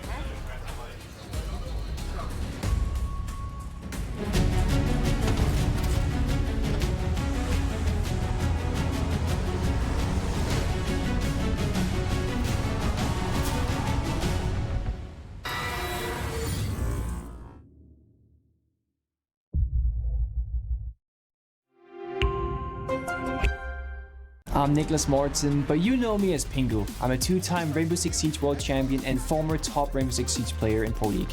Welcome to my Siege Ranked Bootcamp. We're talking 20 seconds left on the clock, you got the diffuser in hand, what do? Play the way that you're comfortable with, because you have confidence when you're in this position. That is when you're gonna be at your very best. Good luck.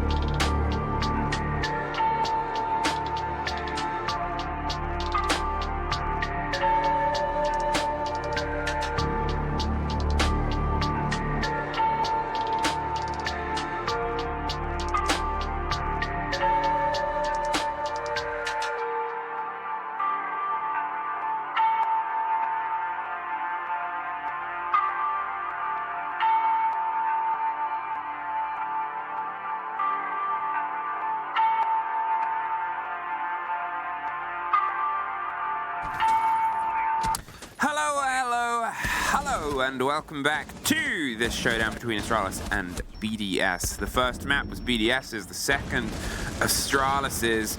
Who is going to break this deadlock? Well, that will be settled at the bank. Yeah, that is where it will all be decided. Again, for those of you just tuning in, this is for basically the upper bracket spot. These two teams are fighting for. Whoever loses out is going to be to the lower bracket, is going to be losing their extra life. Whoever wins this is going to be gaining it. Now, depending on the other results, I believe, and depending on the result here, this could also be for a second seed. And for those of you that might be like, well, okay, but what's the difference between a second and a third seed? Because they both give you an upper bracket without a bye. Yes. You're 100% correct, but there's definitely a difference to it. And that difference is that the number 2s can pick their matches. So if you get the second seed, you can then go like a good old, schoolyard PE kind of game and be like, I choose you to go up against me. But basically, if you get last picked here, it means you're the best team out of the ones that's left. So it's not quite like school, but it's a little bit. It's a little bit, but it's also opposite day and all that kind of stuff. Either way, that's what we're fighting for here. Will you pick last? Is this bringing back traumatic memories? It's bringing back traumatic memories. No, I was actually I was the only goalkeeper in class. So okay, I'm gonna make you get into an argument with one of our observers that I know is in the green room, potentially watching and listening in. I don't know if our game has to do with the This will be the factor of whether. Are you a better goalkeeper than Stefan Easykemink? I dare to say I am. But we've never really had the opportunity to try. So. There's content. There is content. If you could choose any one member of talent to be the one taking penalties against you, who would you choose? Because they're good at taking penalties? Or it's your choice. You can say your reasoning if you want. See, I would say Dez, because it's kind of funny to see him run. He doesn't have to run that far for a penalty. But it's I don't know if he's good at it.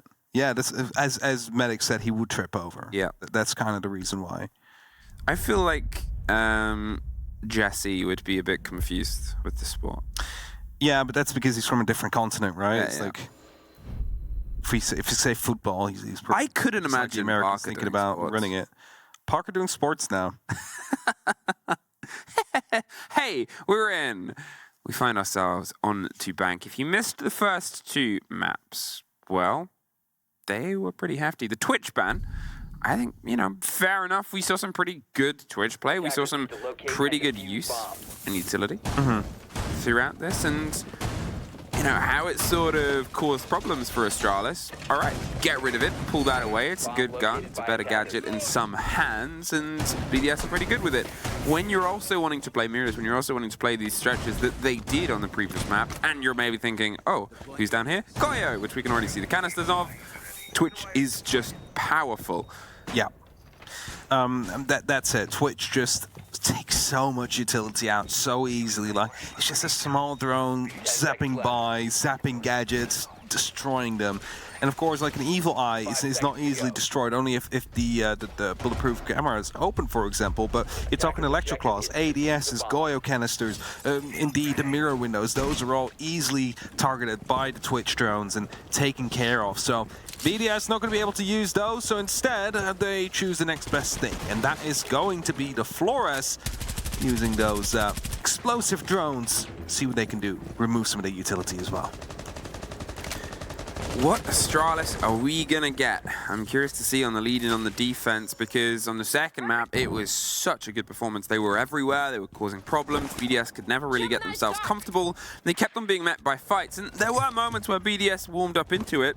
I mean, over the 4 rounds, they got 3 of them were flawlesses. It was a very strange performance where it was kind of heavy-handed to that degree, and Astralis just kept on finding ways to, when it turned into a bit of a bloodbath, lock it out and win the last sort of engagements and trades. Yeah, that's what they will be aiming for here, and that's the first. Spiff takes the initial kill. That's Alems off the board. It is going to be a Maverick gone as well. And that is certainly making it a bit harder to open up some of these hatches. You might be wondering why. It's because of the fact that Cade is on the board. There is no EMPs that could be used by BDS, and that means that these hatches that currently are electrified will stay closed unless the grenade lands right below them. Luckily though, the main two hatches are able to be opened up, but Brede can only really afford to open up one, as he needs to use a second extra thermic onto the wall. Well, they are steadying their hand towards blue. They don't entirely know that somebody's been forced out of there. They don't have the intel, and the hatch itself is locked, so there's no route through. They're not wasting time, but they're having to spend it because of the lack of some of the other bits of growth. Roll past the shield, there's the call that it's clear, and there's the movement right behind it. Renshiro making sure they can make up for some of the lost time and get eyes on towards the wall itself. They've only got limited resources. They've got to try and make sure it can catch and count. That's a fun Maestro bubble, buried just under the side of the trucks. They get an idea. The first fire canister pops as some of the attention's paid towards the hatch above. Shaiko's out there providing some support. He's going to be making sure no one is able to just step in on Astralis' side.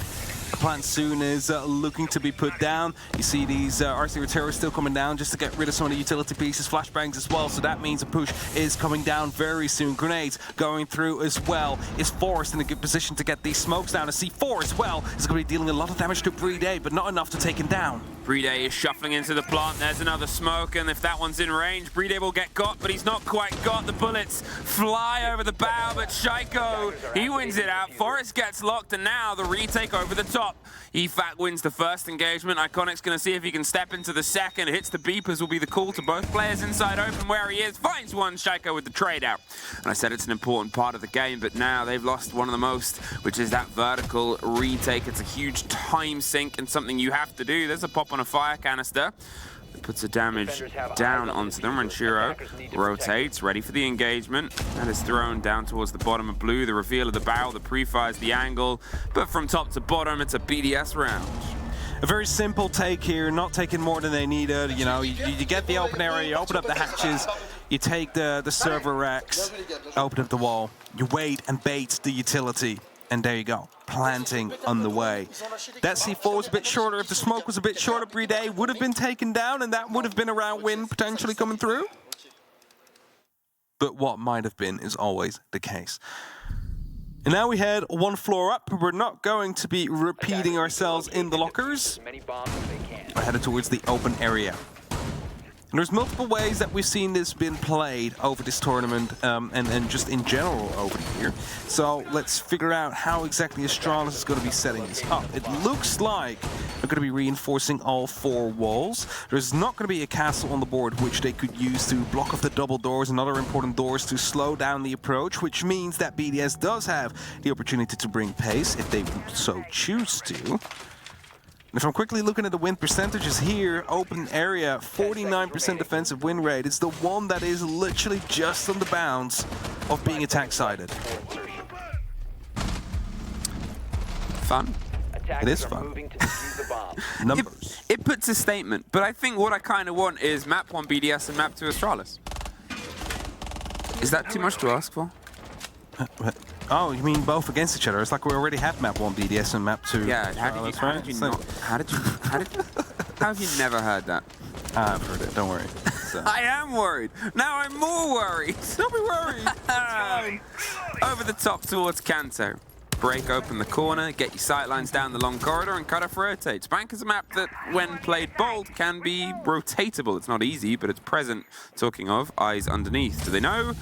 Oh, now they do, and EFAC's not going to risk the fight. He had awareness of Iconic. That Gumine gave Iconic awareness of the player. Good decision to pull back. Brede has the pings on the camera. Now Iconic knows he was being watched, and how long do you stick around? Not that long. EFAC's not going to risk it. Fair enough. It's a 1 versus 1 engagement. It's a 50-50, especially if the intel is now at that point in the favor of the Legion. That was it. They had the ping. They knew exactly where it was. They went for the attempt. Got stuck by the Legion mine and thus had to pull off. So, you know, that's your opportunity gone. Still other opportunities to be gained. Shark already in Janitor. There's 2 rotations he can watch if there is just a little bit of pressure being put on any of the others. Might not even need it right there to just voluntarily walk right into him. They just did not know. There was a little bit of a hole. He walked right into it with the pressure that had been put onto Kanto above. And J9O, he's going to see if he can maybe step in the role of the grenade to where he was before.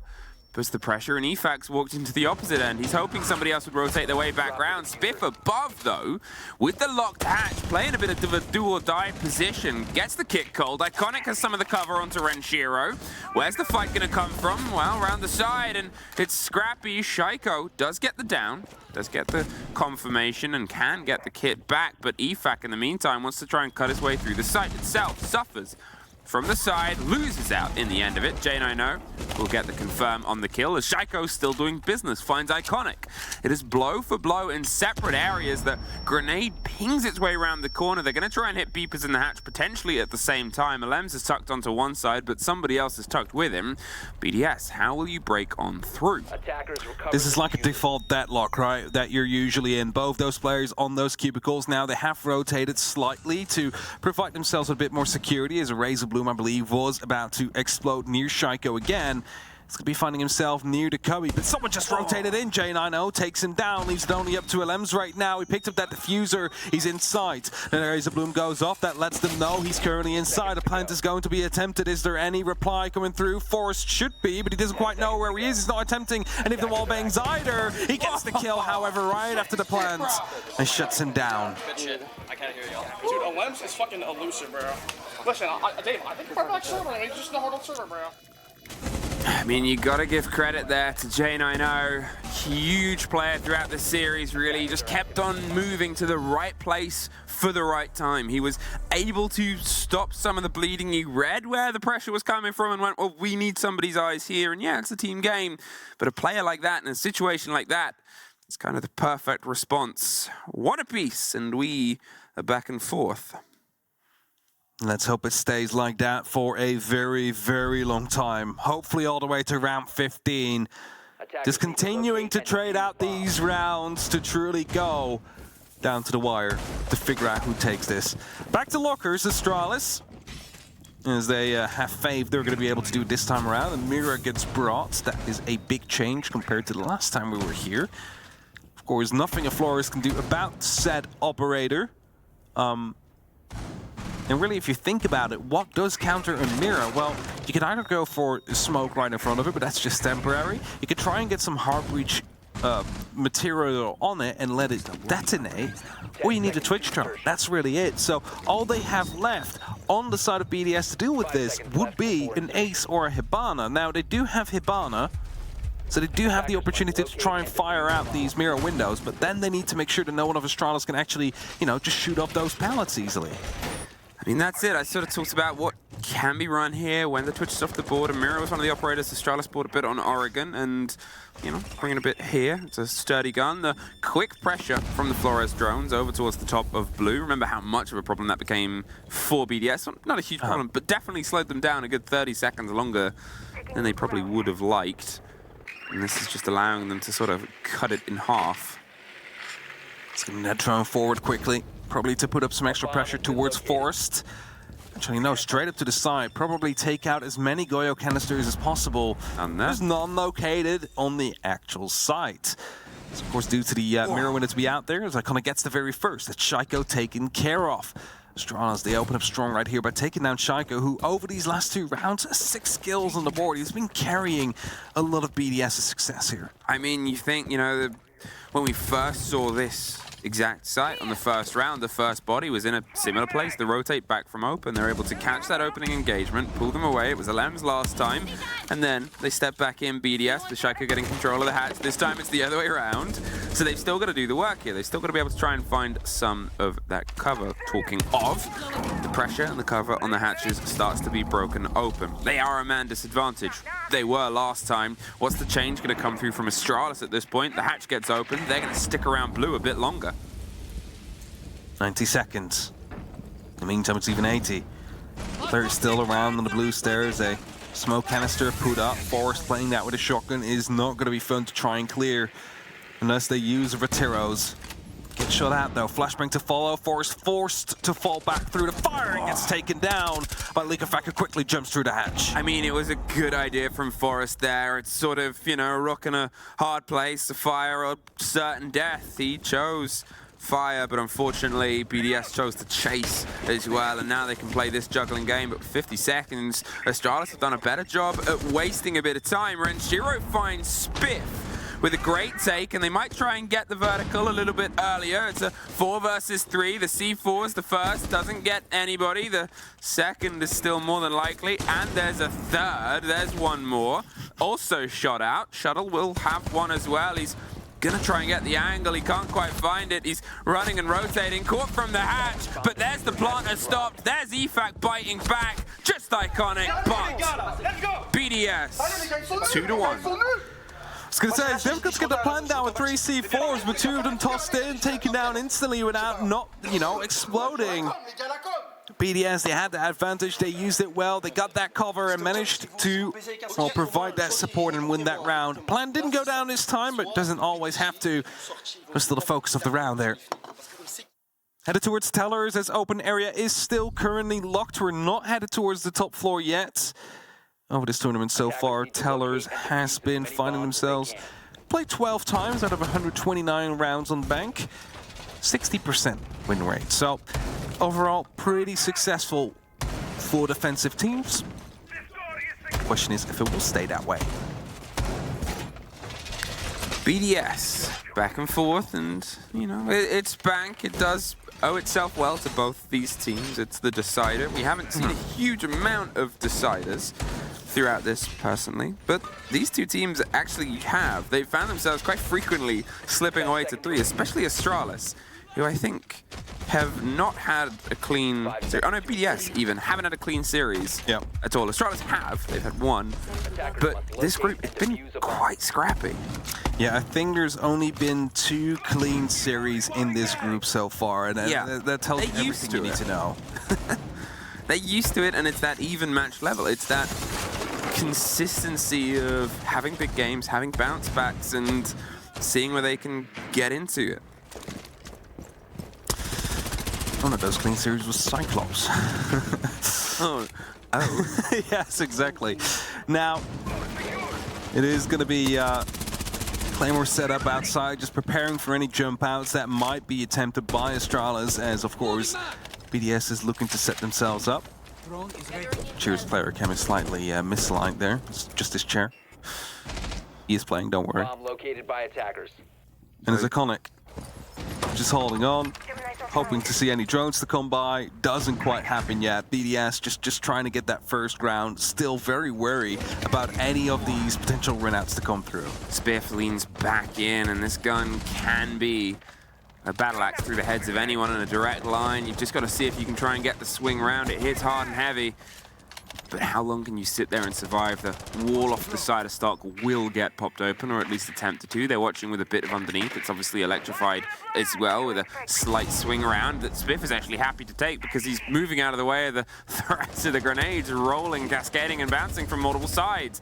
Swings on the angle, but it's Forrest that opens it up, takes care of a Lems. Shaiko tucked around close towards the double door as Bride finally finds the response. Forrest gone, Renshiro with the grenade out, and Spiff, that's 3 that he's moved out of the way of, suffers a huge amount of damage, finally gets put down, but with Iconic able to find EFAC on the trade out. Instant trade coming through again, yes. And, you know, they were trying to find Spiff with the 3-man pinch and eventually lost one as a result of it. Quite unnecessary, but Shaiko finds himself a return as well. Brings it to a 2-on-3. Iconic is now forced to jump up one of these hatches to get back to the side. I believe that is going to be the blue one, I think. Or at least the one inside the servers. One of these 2 hatches that have been opened up just so he can get back in, or otherwise he's going to be headed towards the server stairs and see if he can come back up that way to put up some pressure, because Shaiko is knocking on the front door right here. If he's quick enough, well, Shaiko's already dead, so it doesn't really matter. He would have been able to provide some support. I'm reloading. Yeah, if he's quick enough, sort of turns into a moot point. If they're also quick too. 20 seconds, and they got to try and put a bit of a shift on now. The 2 versus 2. Some ability, some utility, and some usage left. They're dropping themselves close, but look at how they're tucked. Shuttle takes some damage. Iconic as well. They've got to lean into the fight. They're breakdancing for safety, but either side is French. It's a French sandwich. We know, baguette with some cheese in between. Disagree. Because what's bread in French? Pain. Lucca's CCTV is not going to be where we're going to go to actually next. It was, and then they swapped it off. Instead, I mean, well, where do you sort of go at this point? Let's go back to the site that we won. Open. They were toying with the idea of trying themselves down underneath, but they're going to see if they can at least get a second on, because if this next one falls away, I mean, I guess we'll see if they try and push themselves any further on before having a conversation. Yeah, if they don't win this one now as well, it's starting to get, you know, a little bit dire for them, because suddenly you find yourself with a 4-1 when you defend some bank. Of course, you know, sometimes map leans more to defense, sometimes more to attack. This one is pretty close to 50-50. It's a 54% defensive win rate. That is now, you know, dropping as well as the rounds go on, as BDS currently has the majority of them. But you really want to get that second round in, because that's when you generally have yourself, you know, an okay kind of second half potentially coming up for you. If it's just one round, all you can really afford is just that one slip up. And it's never really a nice feeling to go with. A lot of BDS stacked up out here. Seems like they might be going for a quick initial push. They're already in the site. I mean, yeah, quick initial push and inside the side, ready to break on through. EFAC with the swing round onto the player. They're going to try and drive the kid into a touch corner and watch it from all different angles. Spiff gets Renshiro though, and they get 2 more! Spiff goes huge, saves potentially the round. It's just Alems left. J90 is able to find EFAC off on the swing. Alems looks for one on the back, gets it. And with Iconic and J90 left to try and fight their way through.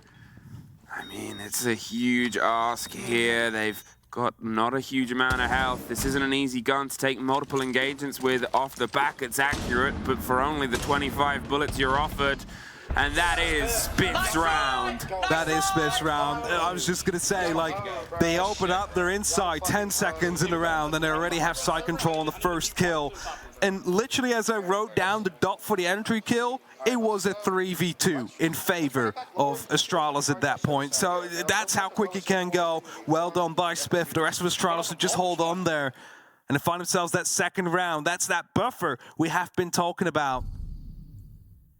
And now we're headed towards the lockers because, well, they don't really have the other choice of open area, considering they just won that. It's been locked now, and it will be locked up until OT. But they can be happy with how that round played out, because the amount of pace BDS brought and they took the site with, that could have been a recipe for success.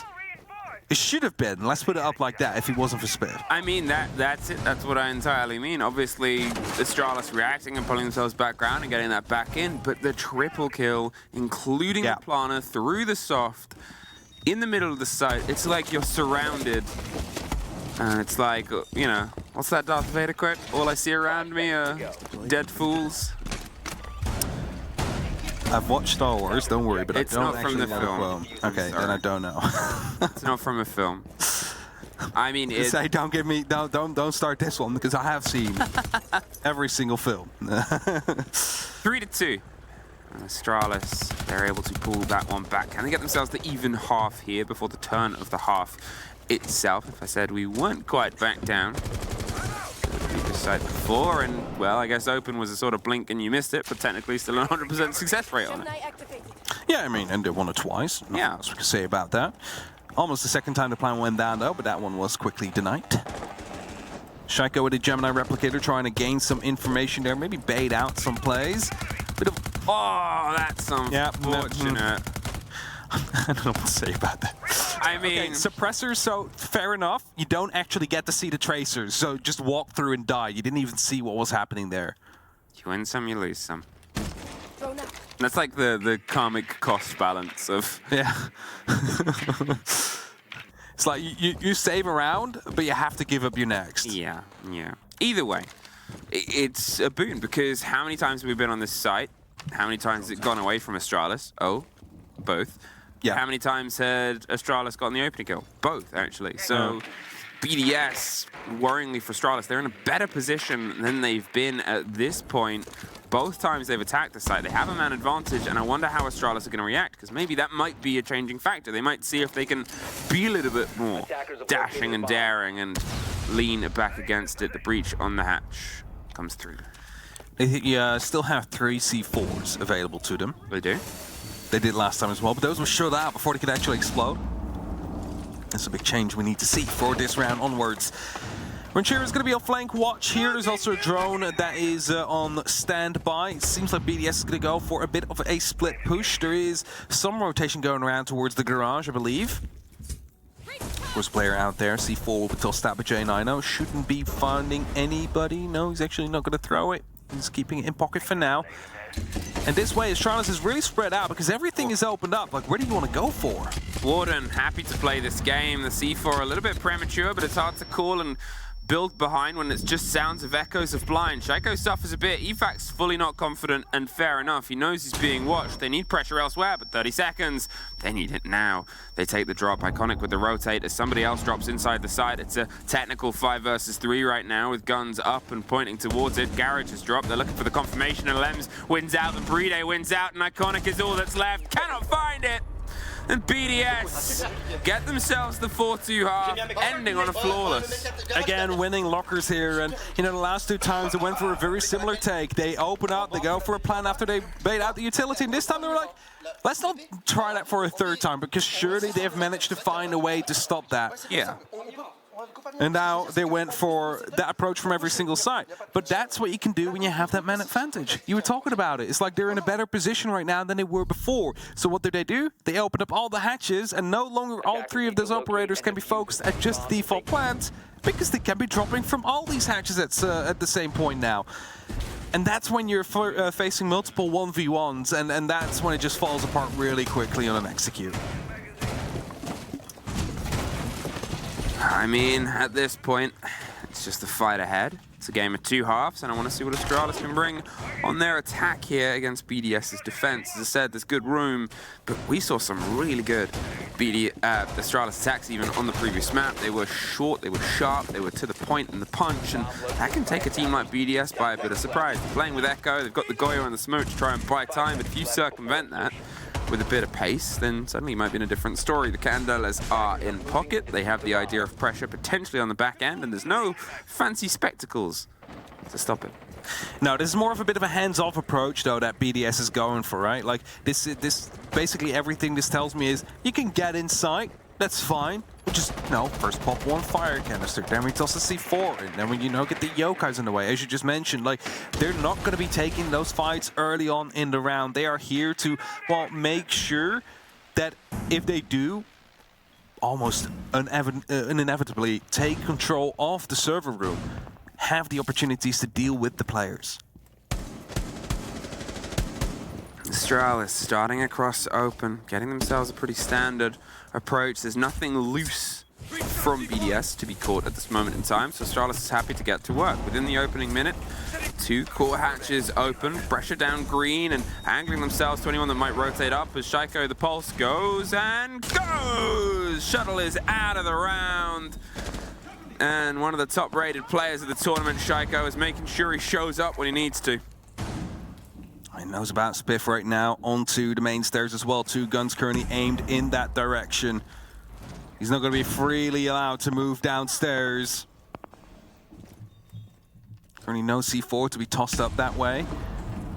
BDS a bit afraid of potential hatches to be used here, so they're quickly checking which have been opened up and which haven't been. 90 seconds. Drones coming through. Shaiko has been spotted out. Swaps over to his UMP. Grenade coming through as well. He needs to be moving out of that position. Yep, and the fire canister will sort of double down on that idea. It buys them some time. The smokes come through. There's a bit of a blind on the back end. Alems, the first camera gets caught, and he almost does as well. Forrest, he's suffering damage inside the plant, but he's able to make sure he sticks. Actually, not enough to stop him. I thought he was caught in the smoke, but they just drifted on by. J90 watching from above, and that was a perfect pinned execute from Astralis. What's the retake here, BDS? The first is another kill there for Shaiko. J9O gets Renshiro. He drops in the site because he knows they're coming up for him, so he's able to get a kill, buried down. There's one more! J9O is tearing the vault up right now and brings it back to a 2 versus 2.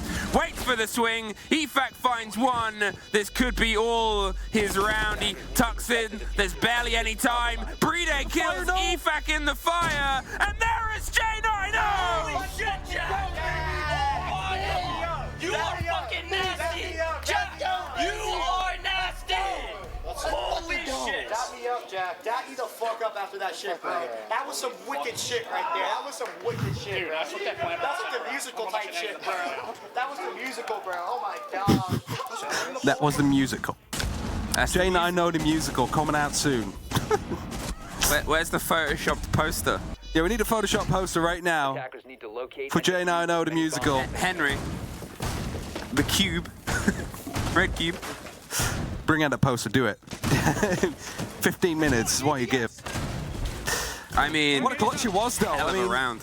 There's no two ways about it. He dropped. He knew that they were coming from him. On top, you said it.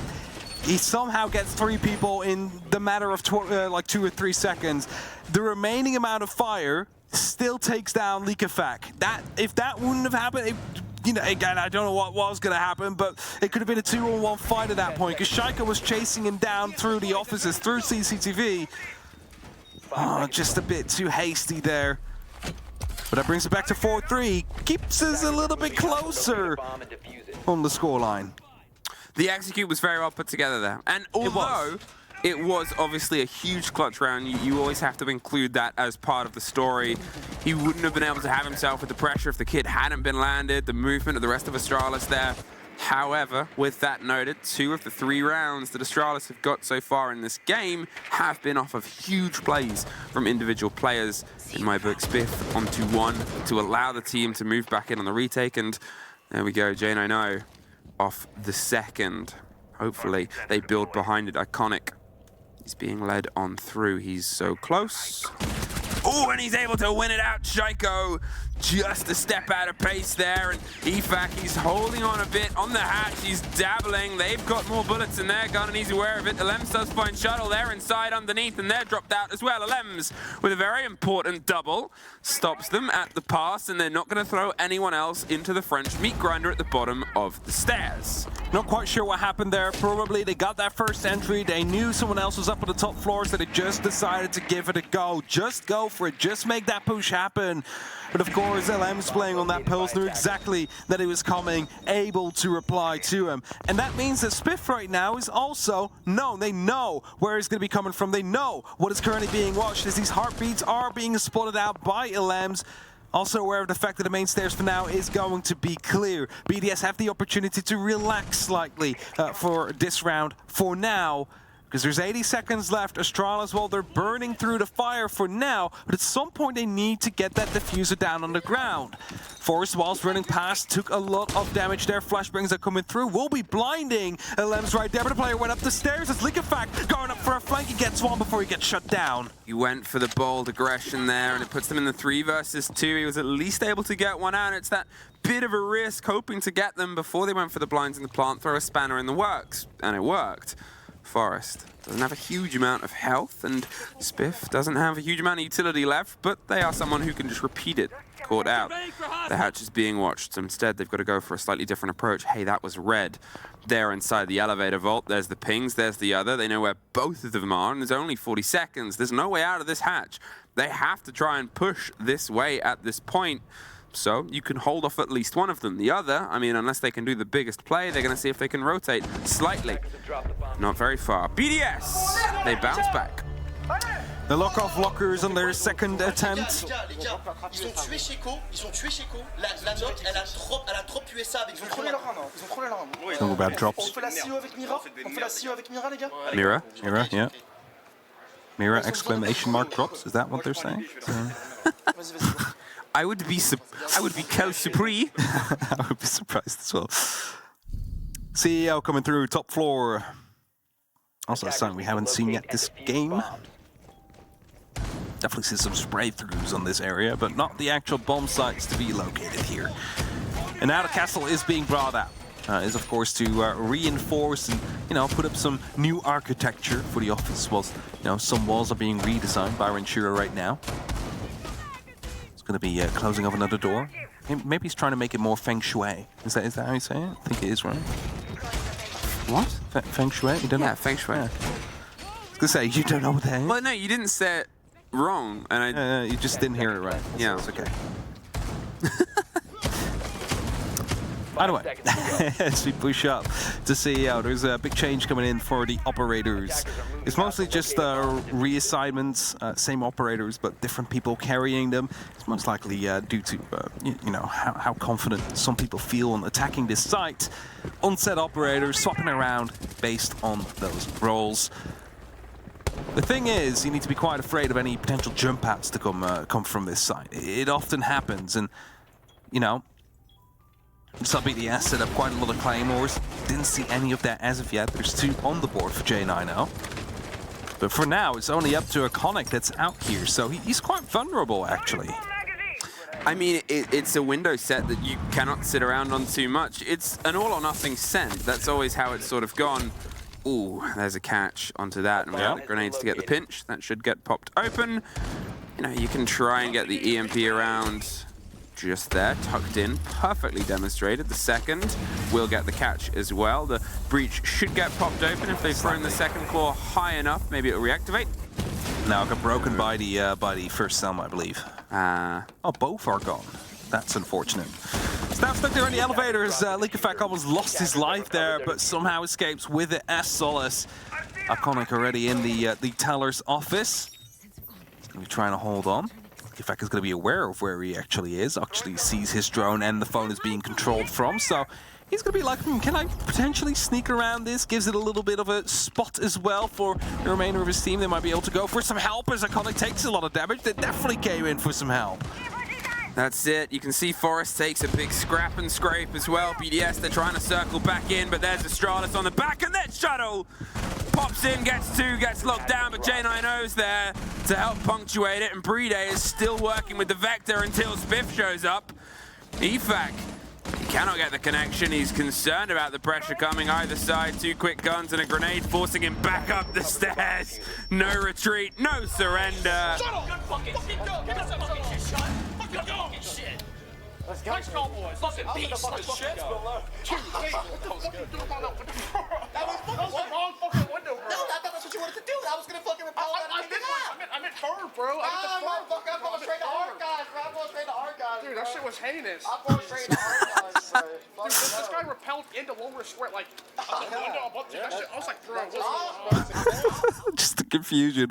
Apparently not everything went according to plan. I mean, it's so reassuring when, you have even people playing at the highest level at the biggest tournament be like, yo, this is not what we called, but it worked. But it worked out, It makes me feel better about my ranked games when I didn't quite follow the push that was called. Sorry.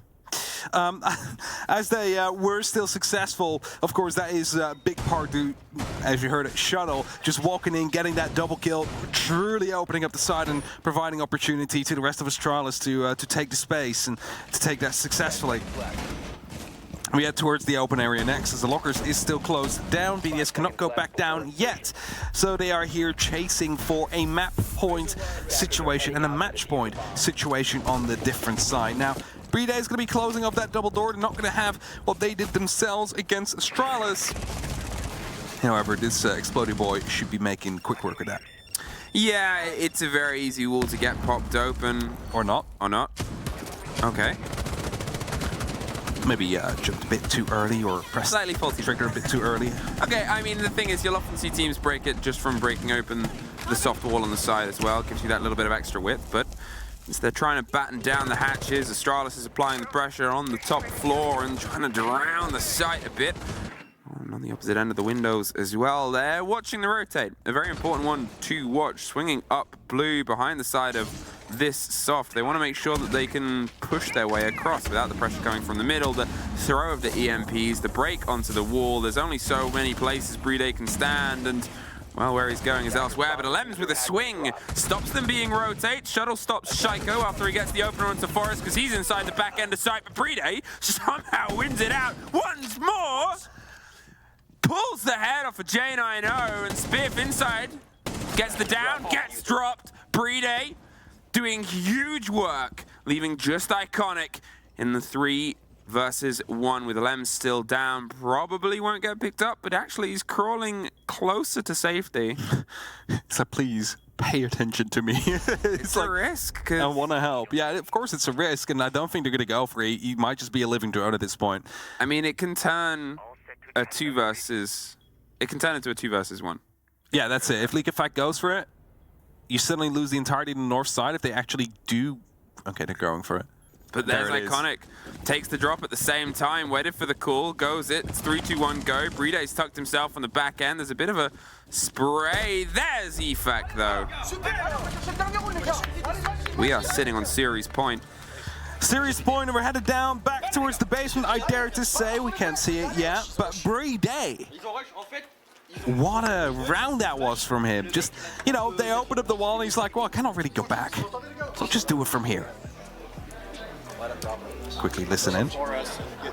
Yeah, take the floors and rip it up and start to let him proper. When you guys are around that, please shut. They like to make sure you guys are moving on with the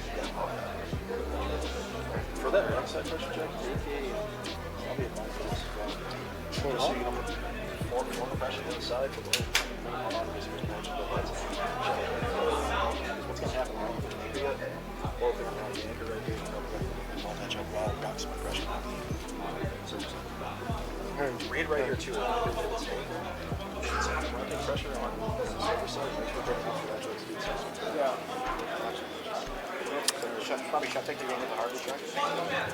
Very calm. Yeah, very calm. There's very not really the hype, you know, that we get from European teams a lot. Well, I mean, it's you know, different more strategical. Coaches, different coaches, different coaching styles. There's more than one way to cook an egg.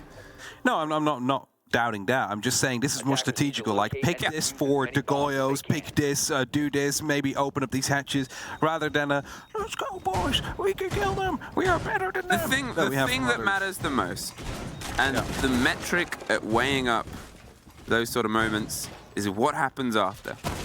That's it. Do you find success after the tactical timeout? Yes, it was successful. That's the number. That's the sort of graph. That's the chart of whose words have been able to get themselves some sweet success after they've had the conversations. It is an important part of it. It's an important sort of drive. To be fair, throughout the series, both times the two teams have done it, or, well, the one time each team has done it, neither has found success immediately afterwards. So in this series, it would be the break from the mold for both teams if Astralis can pull this back. Different lineup from BDS as well. We see the Maestro instead of the Echo for this basement site. It's a quick entry here from Shuttle to find himself in open area. Of course, those hatches are crucial to take under control. But I don't think anybody's currently watching his drone, so there might have just been Leak Effect rotating up slightly. Without Shuttle fully being aware, and as he starts opening up, the call's coming through. Leak Effect is going on a bit of a hunt right here as well. He's hoping to find that kill and the early entry. Oh, do they know? They know! Shuttle watching and waiting and had the cover ready to go. It was a big risk there for EFAC. He wanted to sort of step in and break the mold on the back of it, but that allows them one extra body, Forest, inside the site, picking the players. They can utilize those canisters and they'll start to get those popped off. Hold them at bay. Stop the movement, come behind it because they know what Astralis can do. And that's often pace. There's still pings. There's still reads Shaiko on the pulse on the far end, hoping to get another catch, but it's Spiff that gets the next. Renshiro caught out the pulse, trying to fight the way up towards the blinds, but there it is, the engagement, the C4, it's caught out in Forest. They're getting that kit locked down, more blinds, post-blind. Forest takes a little bit of damage going out the door, but the shield still stands. And a 5 versus 3 with a shield and with the fire buying now Astralis time. That is the longest 15 seconds you'll ever look at in this game. And they're aware of the fact that someone is still above. Someone coming down from the main stairs as well. J9O looking to clean up. Gets one Instantly falls back, swapping over to the Type 89 before he shuts down a second. Leaves it only up to a Lambs, but it's a flawless round coming down from Astralis right after the technical timeout. You mentioned it, to break that mold. Now they only need one more to push us through overtime. It's a do or die round. Again, upper bracket is at stake for this game. Whoever wins is going to be in that upper bracket, gets the extra life. Whoever loses is going down to the lower bracket. It broke the mold, as you said, as I kind of had my eye on. They needed to take it, and they couldn't have done it any better. And to be fair, from what was the heroics of their first time down there to things falling apart on the second, that was clean and steady and everything going to plan. BDS. One round separates you from locking this out here, heading up to CEO. Yeah. Gonna double it down, not gonna try and run it away. And, well, when we were here before, it was a pretty good Astralis win. Yeah, it was a win for Astralis, but maybe BDS have, you know, they figured out, okay, this is exactly what went wrong. If we change that. I mean, it left us with a 3 versus 1 and EFAC stuck on white stairs. Yes, but wasn't it also like someone just, you know, jumping in from the main stairs, getting that double kill, and then basically ripping apart the entire defense of BDS? So, it works. You know, that's kind of the thing. If they can prevent that from happening, it would be more of a deadlock right now.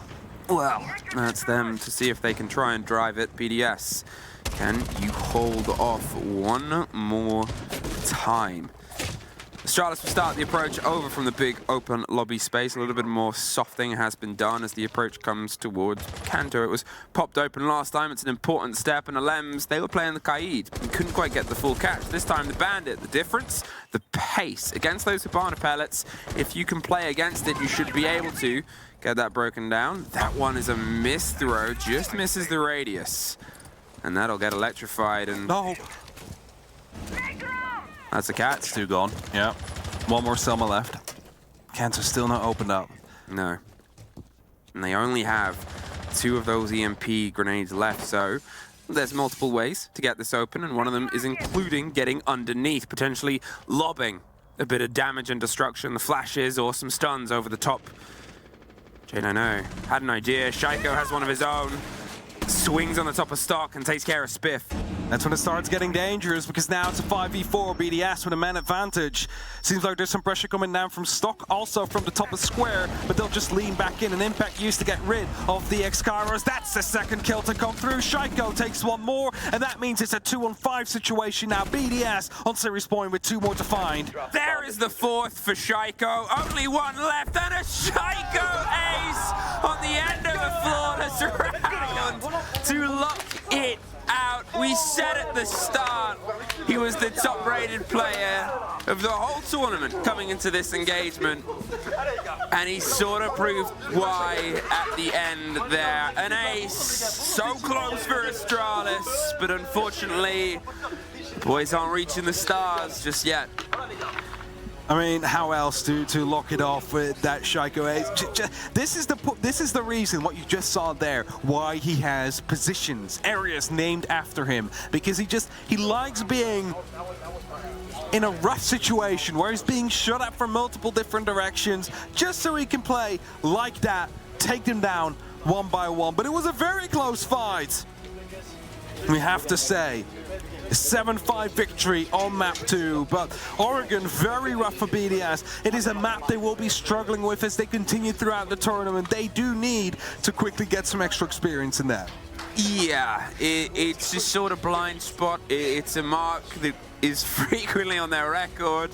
I think you only need to look at BDS fans to know that when it comes with a